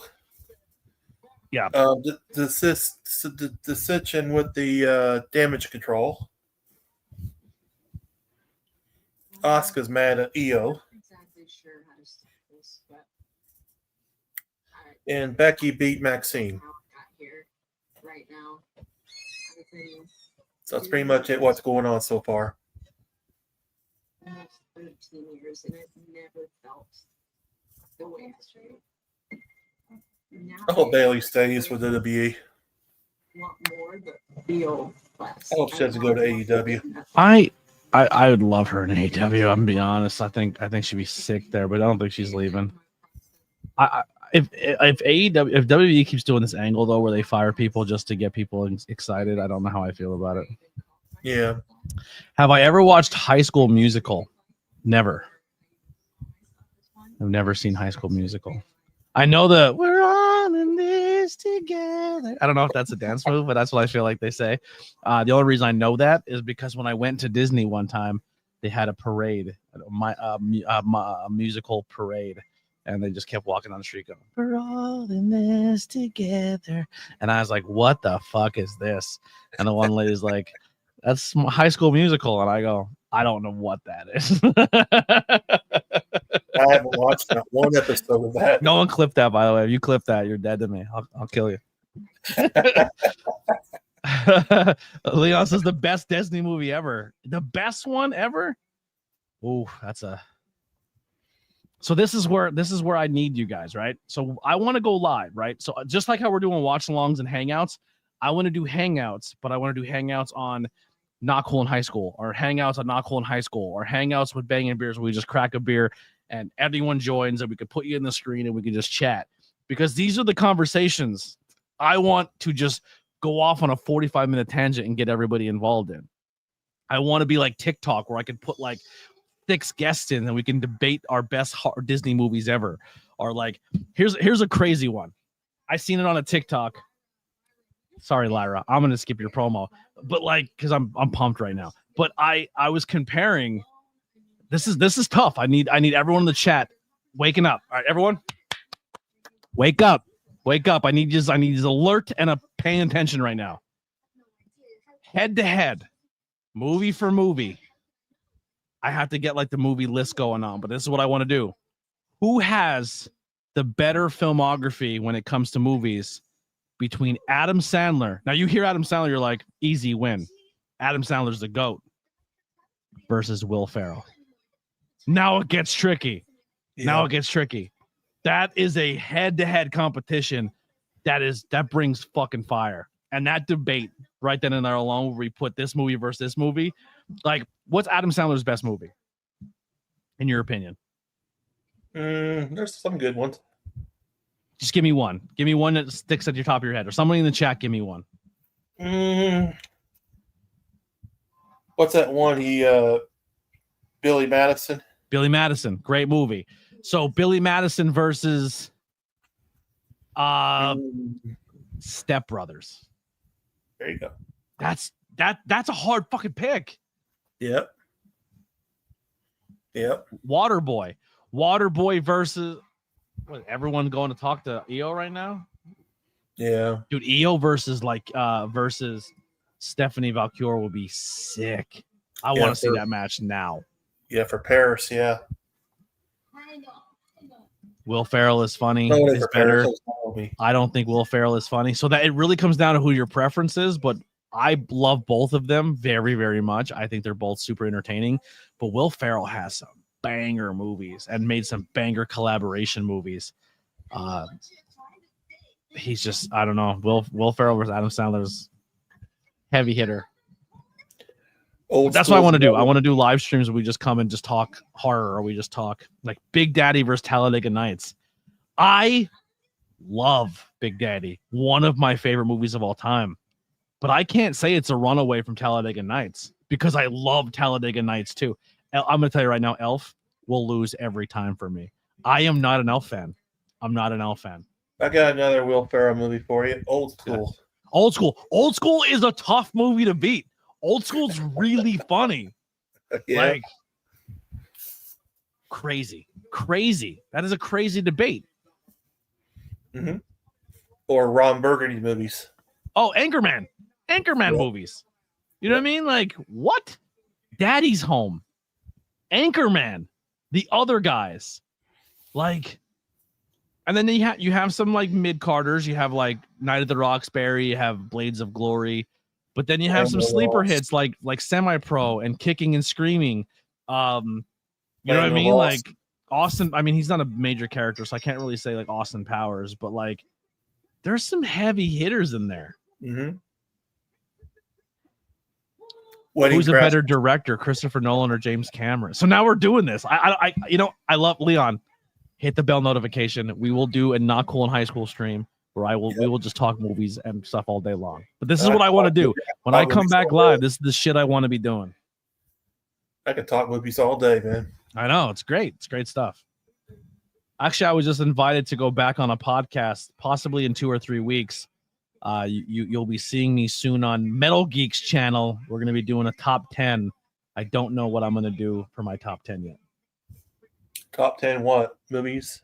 I don't know. He just has his geek top 10. Despicable Me versus Hotel Transylvania. I've never seen any Hotel Transylvanias, and I've only ever watched like bits and pieces of Despicable Me when the girls had it on. So I can't really comment on either one of those. I think when it comes to the theme, I feel like I would like Hotel Transylvania more. Mm-hmm. I need to start watching more kid movies. I haven't watched a lot in a long time. Speaking of Adam Sandler, have you seen? We're not going to be talking movies right now, Alex. I'm just giving an example of what we're talking about. I mean, you can pop in and we talk wrestling with us. Just all right, unless your microphone sucks and I'm booting you. Oh no, my microphone's fine. The old school microphone. Was yeah, terrible. My microphone's fine. Yeah, well, actually, the Discord. Blame the internet that I had. But we're not doing any of the movies tonight. But I'm just giving an idea of what I want to do in the future. I want to bring more interactive content and let people come in and chat. Quick thing about a movie, Anthony. Quick thing. Have you seen Happy Gilmore 2 yet? I have not watched it yet, but it is on my list. I'm going to be making content for Happy Gilmore and Happy Gilmore 2. Cool. It's a very good movie. I thought it was fantastic. I'm still working through my personal issues with movies. I still have a hard time putting a movie on and watching it, but I'm getting slowly better at it. I'm gonna be honest. I am not looking forward to this match at all. I'm gonna be completely honest. I'm just so used to every weekly wrestling show being fuck finishes that I don't. So this is a conversation I may or may not have had with an AEW star recently, where they said that they don't like that AEW, that Tony Khan always has to have a finish to a match, where WWE makes you want more by not having finishes for matches. And I strongly disagree with that take. I hate the fact that I feel like I watch a 3-hour show and only watch the conclusion happen once or twice. I think I hate that about WWE. I fucking hate it. I like that the AEW has a conclusion and there's a winner to the match, and then the next guy comes and gets a win back. Like, I much rather that than every single fucking match end in a screwy finish, or someone has to interfere, or somebody has to be involved. I hate it. Just bothers me. Oh, I got some AEW news. Wardlow is going to return. Is he? Yep, they already done. They already filmed 2 seasons of American Gladiators already. Awesome. Oh, finally, he's coming back. He's coming back. Probably Camille. It's only been like 2.5 years. He was struggling with some mental health issues from what they were saying too. He was filming things, and then before he left, he was having some mental health issues. He was backstage on Dynamite. They were in Cincinnati. What a great guy. Super nice guy. Yeah, I heard it's fantastic. This guy on screen right now is an amazing guy. I had a blast hanging out with him for a day. Bronson Reed is a sweetheart. You want to know something? In this match, all right, let's see if you know. Out of these 4 competitors, which one has beaten and pinned Okada? Bronson. Bronson. In this match, I've seen 2 of them on the independent scene, both of them at PPW. Really? I seen LA Knight when he was in TNA, and he wrestled Johnny Morrison, and then I watched Bronson Reed take on PCO. Ooh, I gotta watch PPW. I don't think I haven't seen the PPW show. They do not go as hard in the paint with names as they used to, but they allow their talent they have now to tell some really good stories. it probably would have been super cool to hang out with Bronson at that time. I believe was he Jonah? Yeah, he was Jonah. Yeah. My friends over at Circuit Debate, they were talking about House of Glory a lot at Mason Red's promotion. Yeah, they do great. They're good stuff too. Really good stuff. Also, still hands down, and I'm not doing it because of the recent developments, and you guys know this. I'm not just talking to talk. Cross was one of my favorite experiences I've ever had working with somebody at a show. He was so cool. I love that. You know, he trained my buddy, Matt, and I know it's gonna sound weird, but his name is Matthew Jackson. Yeah, but he's he runs a school in Vegas. And he was trained by Cameron Cross, Disco Inferno, and I don't remember the third one. Well, Jabroni, Disco Inferno. But he Matt said that Disco Inferno was one of the cruelest people he's ever, met. interesting. And he said Cameron Cross is like a saint. Yeah, he's a really nice guy. I am not familiar with ASE Wrestling. Where are they based out of? What do they do? I'll check them out.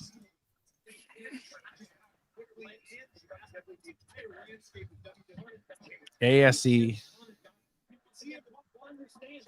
Pro Wrestling, like you've never seen it before. Thursdays at 8 p.m. exclusively on YouTube. Well, I will be doing Tornado Tag for most of that. Oh, all right. I'm already looking at the roster. They got some heavy hitters on this show. September 6th, 2025.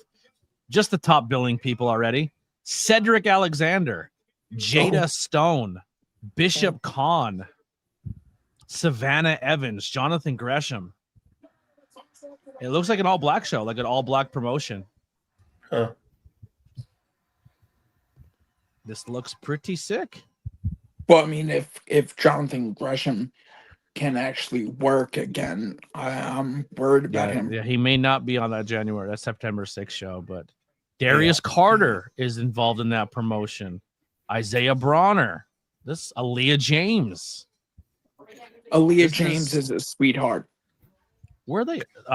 Black owned wrestling in North. Is it? It doesn't say like where they're based at. Actually, I should probably just read the fucking poster. In Charlotte, North Carolina. Guess who's doing? That title's gorgeous. Oh, Darius is the champion. Wow.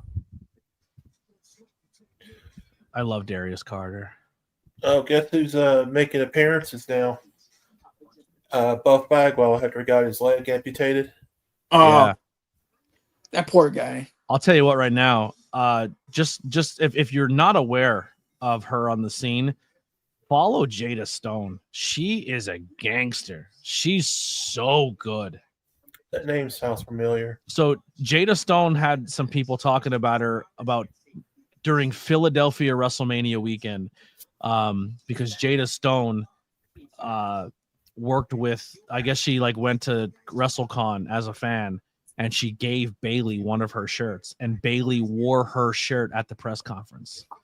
Like wore an independent wrestler shirt, Jada Stone, during the press conference. Jada's really fucking good. Oh, that's cool. Tasha Steele wrestles there sometimes. Billy Dixon. There's a Ryan Rembrandt. There's another Rembrandt in the scene. That's funny. I mean, listen, I'll tell you right now, just from looking at this poster, if Darius Carter's a champion, watch it. Darius Carter is money. But an all-black promotion, ASE Wrestling. I'll definitely check this out. This looks awesome. Thank you for the plug. Is this something local to you?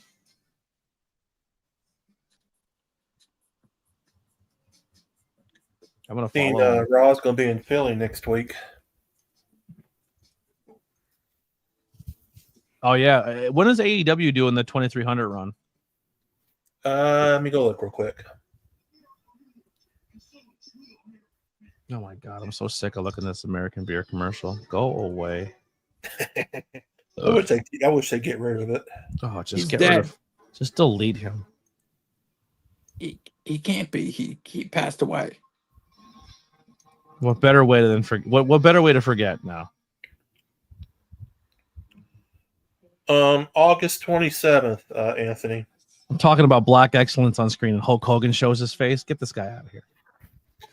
August 27th, they're doing a Dynamite, and they're doing a Ring of Honor Death Before Dishonor there. I'll tell you what, Leon. One of my things that I want to work on and get some content of is doing match reviews. So I will promise you that I will, if you want to pick a couple matches and DM me, and I will watch them and review them and do like watch along match reviews of ASE Wrestling. That roster is super dope, and I'm all about giving people a shine, and all black wrestling promotion is super cool. One thing I'm very proud of with PPW too, very diverse roster. It's not an all white boy wrestling roster. We got everybody. It's awesome. We have a lot of representation in the locker room, and I think that's very important for me when I pick a locker room that I want to be a part of. Take your pick, Anthony. They're doing 7 shows at 2300 Arena. Yeah, I don't know. I mean, I won't go to any of them, but I am so over the live show experience. Like, I'm looking at tickets to go see bands and tickets to go to events, and it makes my stomach turn. The ticket prices. It's expensive, but it's worth the experience. No, it's not. Like, I'm not paying that much for a 4-match card. No fucking chance. I don't. If you want to pay your money, all kudos to you. But for $1,000, I should be able to have a week vacation and go and leave the country and enjoy myself. $1,000 shouldn't just be to get me in the door. Chill on the beach or something. That's what I'm saying. Like it's just, I can't justify that. Like, I'm not gonna go see a band and pay $300 for a 2-hour show. You're fucking high. Especially sitting nosebleed. $300 gets me like an Xbox, and that gets the internet, video games, and porn. You know what I'm saying? Like, and porn. You know what I'm saying? I could do anything on that thing for $300, and I'm gonna have it for the next 10 years. I'm not paying $300 to watch something 3.5 miles away from the thing, watch it on a screen, and And that's my experience where I'm uncomfortable. Yep. Beers are $19 a piece. I got to pay for food for the day. I hate it. I'm not doing it. I'm Do boycotting. you mind? Do you mind if I join you in the headphone game? What do you mean? Like put my headphones on? Sure. If you want to put headphones on, you're more than welcome to. Speaking of $19, Anthony, they're charging beer for the Eagles game for that price. Yeah, like I want to go see. We were talking about going to see Ghosts when they were in Philly, and Ghost tickets were like $300 a person. And I was like, I can't drop $600 for two people to go see a 2-hour concert. Like, I can't justify it. I can't. Yeah. We were gonna go see Youngblood, and they're $400 a ticket. Like, I can't. $100 max for a show is for me. Like, I shouldn't have to pay more than $100 to go see an event. You want to pay for parking, your food's outrageous, your beer's outrageous, then to get even in the door, the travel, the economy sucks. I'm not spending that kind of money on a show, especially when I'm only making barely above minimum wage, and I can't afford to live. I can't justify. Like, this is my life. I'm paying $100, over $150 a month to keep this content alive. I can't go and take that $150 and throw it on a 2-hour show. I can't do it. I'd love to. I just can't justify it. Thank goodness for the streaming services for wrestling. That's what I'm saying. Except AEW pay-per-views. Yeah. I do gotta say those SummerSlam AEW pay-per-views? Yes. Are they long? Sure. Yeah. They're very fucking long. But as someone who buys a ticket, if I'm paying $150 for an AEW show and I'm getting 9 card and I get to go to because I'm someone who walks in for pre-show and leaves at main event, I feel I get my money's worth for $100 in a 9 card match. You know what I mean? Like, watching at home, I'm like, fucking hell, I want to go to bed. But if I'm paying to be there, I at least feel justified. I watched SummerSlam at home, and for 4.5 hours, I watched 4 matches, and 70% of that time was recap and commercials. Yep. It really was. Yep. And wrestling live doesn't even do anything in between matches to keep you excited. They kill the lights, then they wait for the next guy to come out while they do stuff for the people at home. You think it's really worth $30 a month though, for that? Like, wait, what the SummerSlam? Yeah, but if you have Hulu, it's free, right? Yeah, I pay for Hulu Live TV. When I have live TV, that's what I get. And for the $100 a month for the Hulu Pro or whatever 90 it is, I get Hulu, ESPN, and Disney. So I feel like that for live TV, getting 3 other streaming services with big back catalogs is worth it for me. Speaking of Hulu, they're saying they're getting rid of the Hulu stream and they'll move it all to Disney. Hulu is going to go away and they're going to merge it all with Disney. That's the rumor. Yeah. That's not bad though. So to watch now, will it lose its live TV access? That's going to be like, is it Disney Plus live TV? Is that how, do I have to go to my Disney Plus app to watch MTV, or you know what I mean? Like, that's weird. That'd be pretty funny. I think it's funny. The last time I had Disney, I was going through their movie selection and like Saw was on it. I was like, it's like they have crazy horror movies on Disney Plus because now they have the access to different movies, and it's just wild to me. I'm waiting for a family to sue Disney Plus. You're like my kid to watch. Yeah. I'll tell you what, too, when that guy was in here earlier, StreamYard has this new feature where I can actually control everyone's audio. So if someone's too loud, if you notice when he first came in, he was peaking. I can control his audio now on my end. I love that. There's some new features on StreamYard that I really like. Yeah, with the like your mic right now is super low, Alex. Is it? Yeah, I just turned you up a little bit. Okay. I like that chat on the bottom right of the screen there. Yeah, that's a new feature too. I wish I can make it a little bigger. I wish I can stretch it a little more. But, yeah, but I don't know how it looks on a big TV. It might look fine. Once you type in on YouTube, it takes about a few seconds or so more they'll see it on the screen. Mm-hmm. I'm just on the StreamYard app. Let's see if I wonder how many people who haven't streamed in forever are now seeing I'm live and are streaming again. I'm curious. I haven't looked, but I'm sure a few people are going to start popping back up soon. Oh shit, ABJ's back. I gotta fucking start stepping my game up. they gotta be pissed. I don't know if they're pissed, but They smell competition. I'm not even, dude. I have 4 people watching. I'm not taking anybody. I'm not taking anything from anybody right now. Hey, you'll get more. Don't worry, buddy. You'll get more. You'll get more people. Don't worry. Yeah, I don't know why you're. I even turned you up, Alex. You're still very, very low. I don't know if it's because of if it's coming if your headphones or have a microphone on it, or if you're just too far away from your screen. Oh no, they have a microphone. I'm just talking really low because they're also soundproof, and I can't tell. Yeah, you got to talk a little louder because I can't. We can't. You got to we can talk barely hear. louder, so I can't hear you myself, man. Okay, does everything sound good?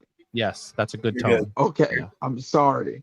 Yeah, Again, good. I was talking low because these have noise cancellations. These are the new beats, and I can't tell whether I'm yelling or if I'm talking. The trick is the one earbud right here. See how I only have one ear, Han? They're gonna have a dissension with Punk. These are awesome headphones. I can hear everything. I had a pair of Beats once, and I felt like they fell apart on me too quick. And now I have these new headphones, and I can't even get the sync to my phone name now. And it kind of pisses me off. I'm debating to get headphones. I'm still up in the air on those. It depends on what you like. If you like noise canceling headphones, these are perfect. I don't But know if you if you want guys, like I don't know if you guys can hear me better without it, or you hear me better. I hear you fine. I'm gonna be honest. Your laptop microphone on your laptop sounds really good. Yep. Some laptop microphones sound like dog shit. and he got that for a steal, if I remember. Yeah. Yeah, HP. Yeah, the camera on it's not terrible. The microphone sounds good. You got a pretty good setup. Thank you. My wife uses an HP for work. Yeah. Very good computers. I'm pretty happy though, man. Leon the King hanging out with us was cool. It's been a while seeing him. Sea Fluid was here for a while. I don't know if he's still here. And then everybody else who was in the chat is either on screen or not chatting anymore. But I appreciate everyone for popping in and hanging out. It means a lot. Like I said, we're gonna be doing this more often, so I'm gonna be grinding. I know I said I have to earn the respect back of the audience because I was gone for a long time, but it wasn't because I had to. I'm gonna be honest. Like, it just financially it was hard to do. And for a long time I'm still kind of struggling. I just lost my creative juices. Like just getting back into work and getting back into life and trying to take care of bills. And then we have a lot of stuff going on personally with us, you know, health issues and stuff like that and personal issues. It's been difficult. And I've been struggling some with my own mental health here and there, but it does make me feel good coming back and talking to you guys and making content again. I will say that this has rejuvenated me a lot. I just don't know what I'm going to make when it comes to post Raw. Because there's nothing that really caught me, like nothing I really want to talk about after this show. It's been fine, but if you missed today's Raw, I don't think tonight's Raw was like must-watch television. Well, it's jaw dropping, be honest with you. I also have a theory of what's going to happen. So, well, Punk's going to do a Macho Man elbow drop. Because where's Seth Rollins? He's backstage. He's probably going to come out and interfere because it's the main event and no one can take a clean pin. Yeah. But realistically, if CM Punk's wrestling, someone should take a clean fucking pin. Speaking of the devil. And there's your DQ on the main event. We got you for 2.5 hours for the main event to end in DQ. Guess how last week's main event ended? Fucking DQ. How did the week before come out? I'm so sick of this. I'm with you, Anthony. I'm with you, man. I'm sick of this WWE. You know what, WWE? You're all about people's reactions on your screen. When, oh, this guy came back. Oh, I'm so excited. And now all content creators are doing fake bullshit reactions so they can get put on WWE programming. How about this, WWE? Give us a fucking finish on a main event, you fucks. Oh, good. Thank God Jey Uso's here. Didn't he just get choked out by the champion 2 weeks ago? Oh, thank God Jey Uso's here. Jey Uso, you know, remember when we used to do these live streams? You know who Jey Uso is right now? Jey Uso is the fucking Creed brothers. When they would come down and make saves and it looked so stupid. That's Jey Uso right now. Where's the Creeds? Put him and his brother back together and call it a day. Give us the Uso brothers back.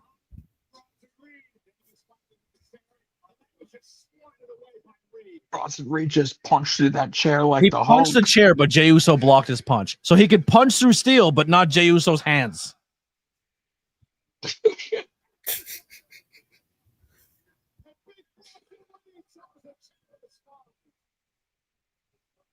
Just out of curiosity, I wonder when Roman and Cody. Everyone was and the crowd goes mid. Yeah. If they can't dance or shake their hands, they don't give a shit about Jey Uso. He came out and no one gives a fuck. They're like, oh, that's how the show just ended. Oh, here comes Adam Pierce. We'll go and get a 6-man tag next week. Adam Pierce, add another half hour to the show. Give us an actual match with a finish.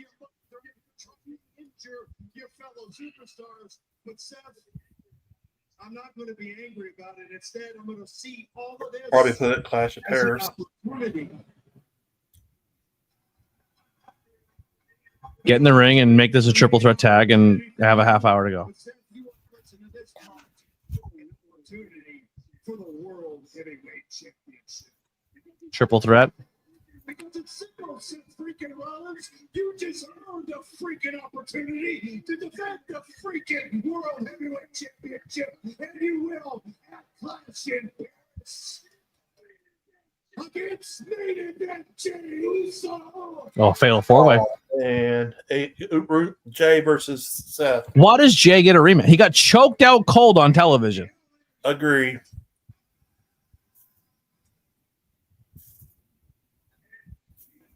Agree.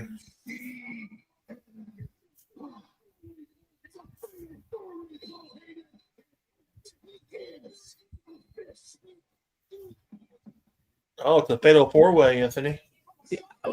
Why does Jay get it though? Because he came out with a chair and saved the day. They're like, you know what, Jay, you have gumption. You came out with a chair and saved these two guys. Here's your world title match. And these guys are fighting because they feel like they each deserve a title match, but no one's fucking punching Jay in the face. Like, how does he deserve a title fight? Oh, this is enough. This is stupid. This is going to be crazy stupid. Lord have mercy. Yikes. And we're gonna have- People are going to be like, you're a WWE hater. But if you think this is good, I don't get it. Please make it make sense for me. It's better than whatever fucking the other company does with their. At least the other company gives us a finish at the main event. With their superstar 8-man tag where they just go like, hey, catering. All right, everybody who's in catering. But at least there's go a out pin, front. Alex. You're in an 8-man tag. At least there's a pin. Wait a second. You're gonna go about 8. You're gonna go multi-man matches where everybody gets an opportunity. Did you watch your ladder match at SummerSlam? It was people fantastic. People who weren't even in the match were in the match. Well, technically, it's the same shit. So if one pisses you off and the other makes you not pissed off, you're a hypocrite because you like one company over the other. Well, Hey, weren't Anthony. we all clamoring over the Anthony, my TLC friend. match back in the day when I gotta fucking go, Lita man. I'm won? sorry. I gotta attend to my mom. I'm sorry. No problem, brother. Thank you for popping in. I'll see you maybe Wednesday. Hey, I'll talk to you later, buddy. Talk Love to you you, guys man. later. Bye, Stephen. All right, so now back to this. Hold on. Matt, just realistically, I've watched Raw for 3 weeks now. All 3 weeks, the main event has ended this exact same way. All 3 weeks. Say what you want about AEW. At least I get a finish. Yeah, but it's a finish that doesn't make any sense. It's a match. Someone needs to win and lose. But when you're just always protecting everybody and everything has to end with a D, we had 3 DQs, our 3 matches tonight on a 4-match card that someone had to interfere because they don't know how to tell a story without someone losing. It's washed out. It's getting boring as fuck. Someone has to come down and interfere, and it's just like, why should now? And here's the thing. Now, if you want someone to join your product, if they don't have Hulu or Disney, you want them to pay $30 for pay-per-views for Disney. For ESPN. Now they have to pay for live television to watch SmackDown and NXT. Now they have to pay for Netflix to watch Raw, and you want them to tune in every single week to Raw to watch a match not finish every single week.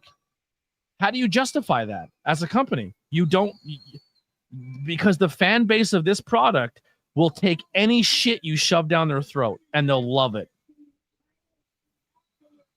And anytime you criticize this, you're a WWE hater and you hate professional wrestling, which is the exact opposite. I love professional wrestling, but 3 weeks in a row of DQ finishes is fucking annoying. Why would I say that you hate professional I'm just saying, that's what the internet wrestling community says when you say something negative about WWE. Yeah, but fuck the internet wrestling community. They're fucking dumb marks. That's who I'm catering to about making content. So I'm just trying to justify my point. It's just like I just sat here for 3.5 hours. Now I'm gonna get less sleep for work, and I can't even, like, what do I talk about? Oh, Monday Night Raw main event was actually something. Well, and it's not even a main event that I was excited about. Like, I don't give a fuck that LA Knight and CM Punk are in a tag team. But last week was like a decent match, and I'm like, oh, that's actually a cool match. I can't wait to watch it.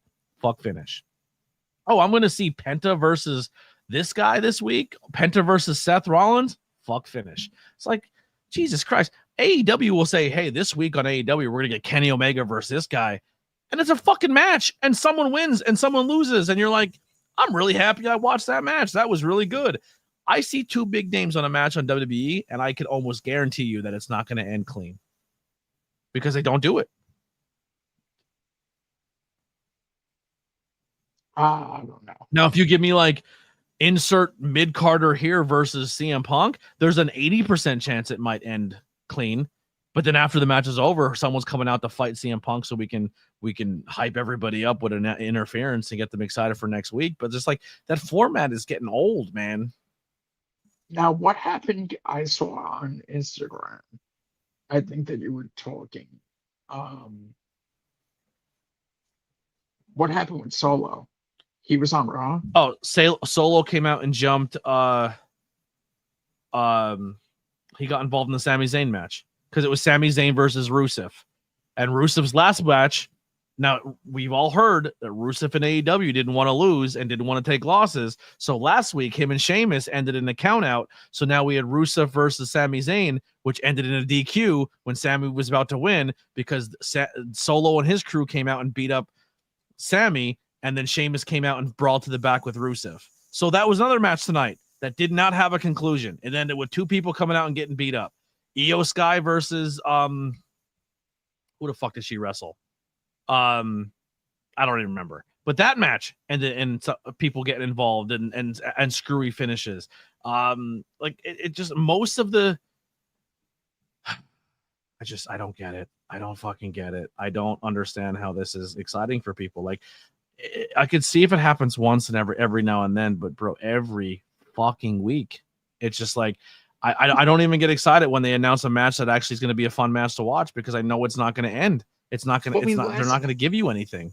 I guess they put the title in a fatal 4-way match. I mean, which is going to be cool. I mean, Clash in Paris is going to be cool. But in the history of a fatal 4 match for WWE, what does that usually mean? It means that somebody's going to come out. No, you look at the fatal 4. You look at the fatal 4 and go, So if it was a triple threat, and you have LA Knight, who the fans are super behind and they're sick because he's not getting any push, right? You have CM Punk, who cannot win or lose at this point in time. You have Seth Rollins, a champion, and all 3 of those guys going into a triple threat, and you're like, well, fuck. I mean, realistically, LA Knight should take that loss. But now with this whole Karrion Kross thing, the internet wrestling community is super behind LA Knight because all the momentum from Kross just got jumped onto LA Knight. So you add the 4th guy who just got choked out 2 weeks ago. So guess who's probably taking the fall on that Clash of Castle?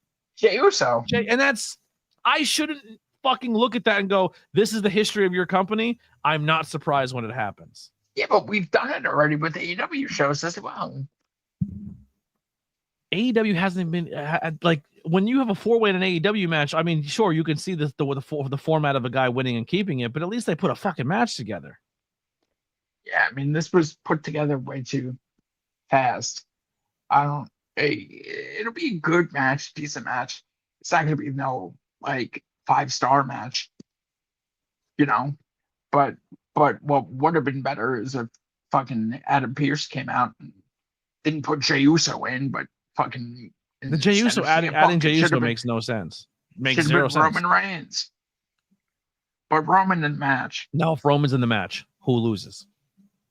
Seth Rollins. Seth drops the title already. Yeah, because Roman's No, the trouble you chief. can't hot No, pocket tag but- champ. You can't diminish your title by flip flopping it Yeah, every fucking 3 you months. You can't flip flop it. I mean, like that's the one thing that AEW does is that they don't flip flop that champion. You know, like The last time Hangman's- AEW flip flopped the champion as much as they did was when Punk was there and they had injury problems. When MJF Punk Mox flip flopped it in like a 3-month span. But for the most most champions keep it for at least a year. Yeah, I mean, which is like, fine. That's a fine run. You gotta go down the line of champions. I mean, there really isn't a lot. I mean, Well, it hasn't been around as long, but I don't think AEW hot shots are champion as much as people say they do. No, they don't. They don't. It's there's very few. Did you get the picture I sent you? Yes. Hold on, I'm gonna maybe I'm wrong. Maybe I'll come around. I'll tell you right now. Let's take a look at it. AEW World Championship. I'm not saying that. No, I'm curious for myself. I'm not.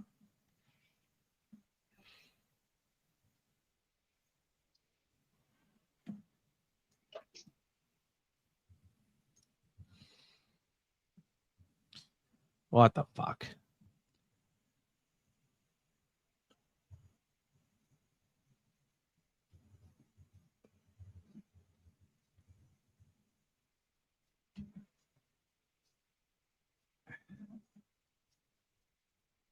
All right. Chris Jericho held it 182 days. John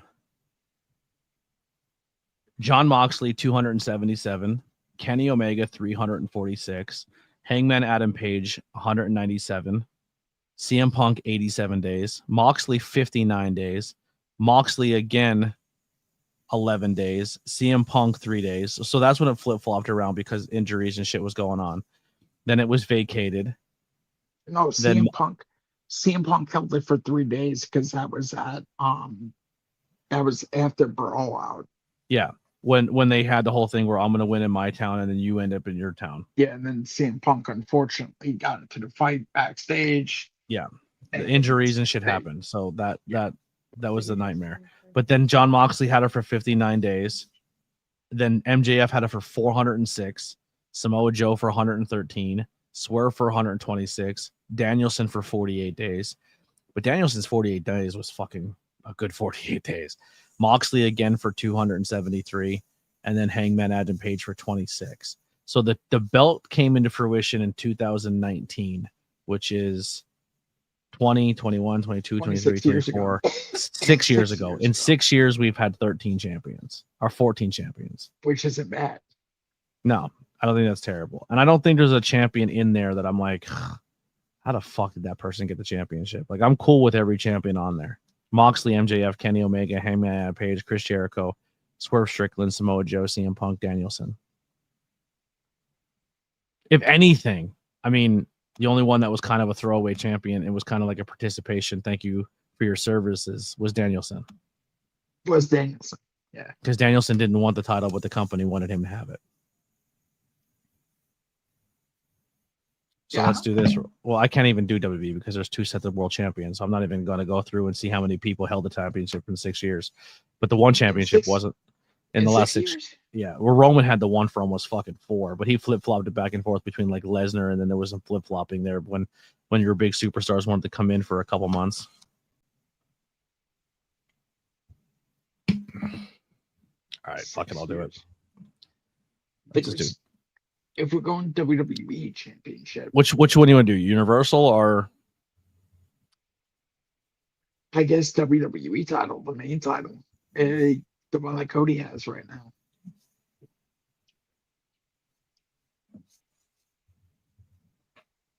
I think Roman held it for 4 years.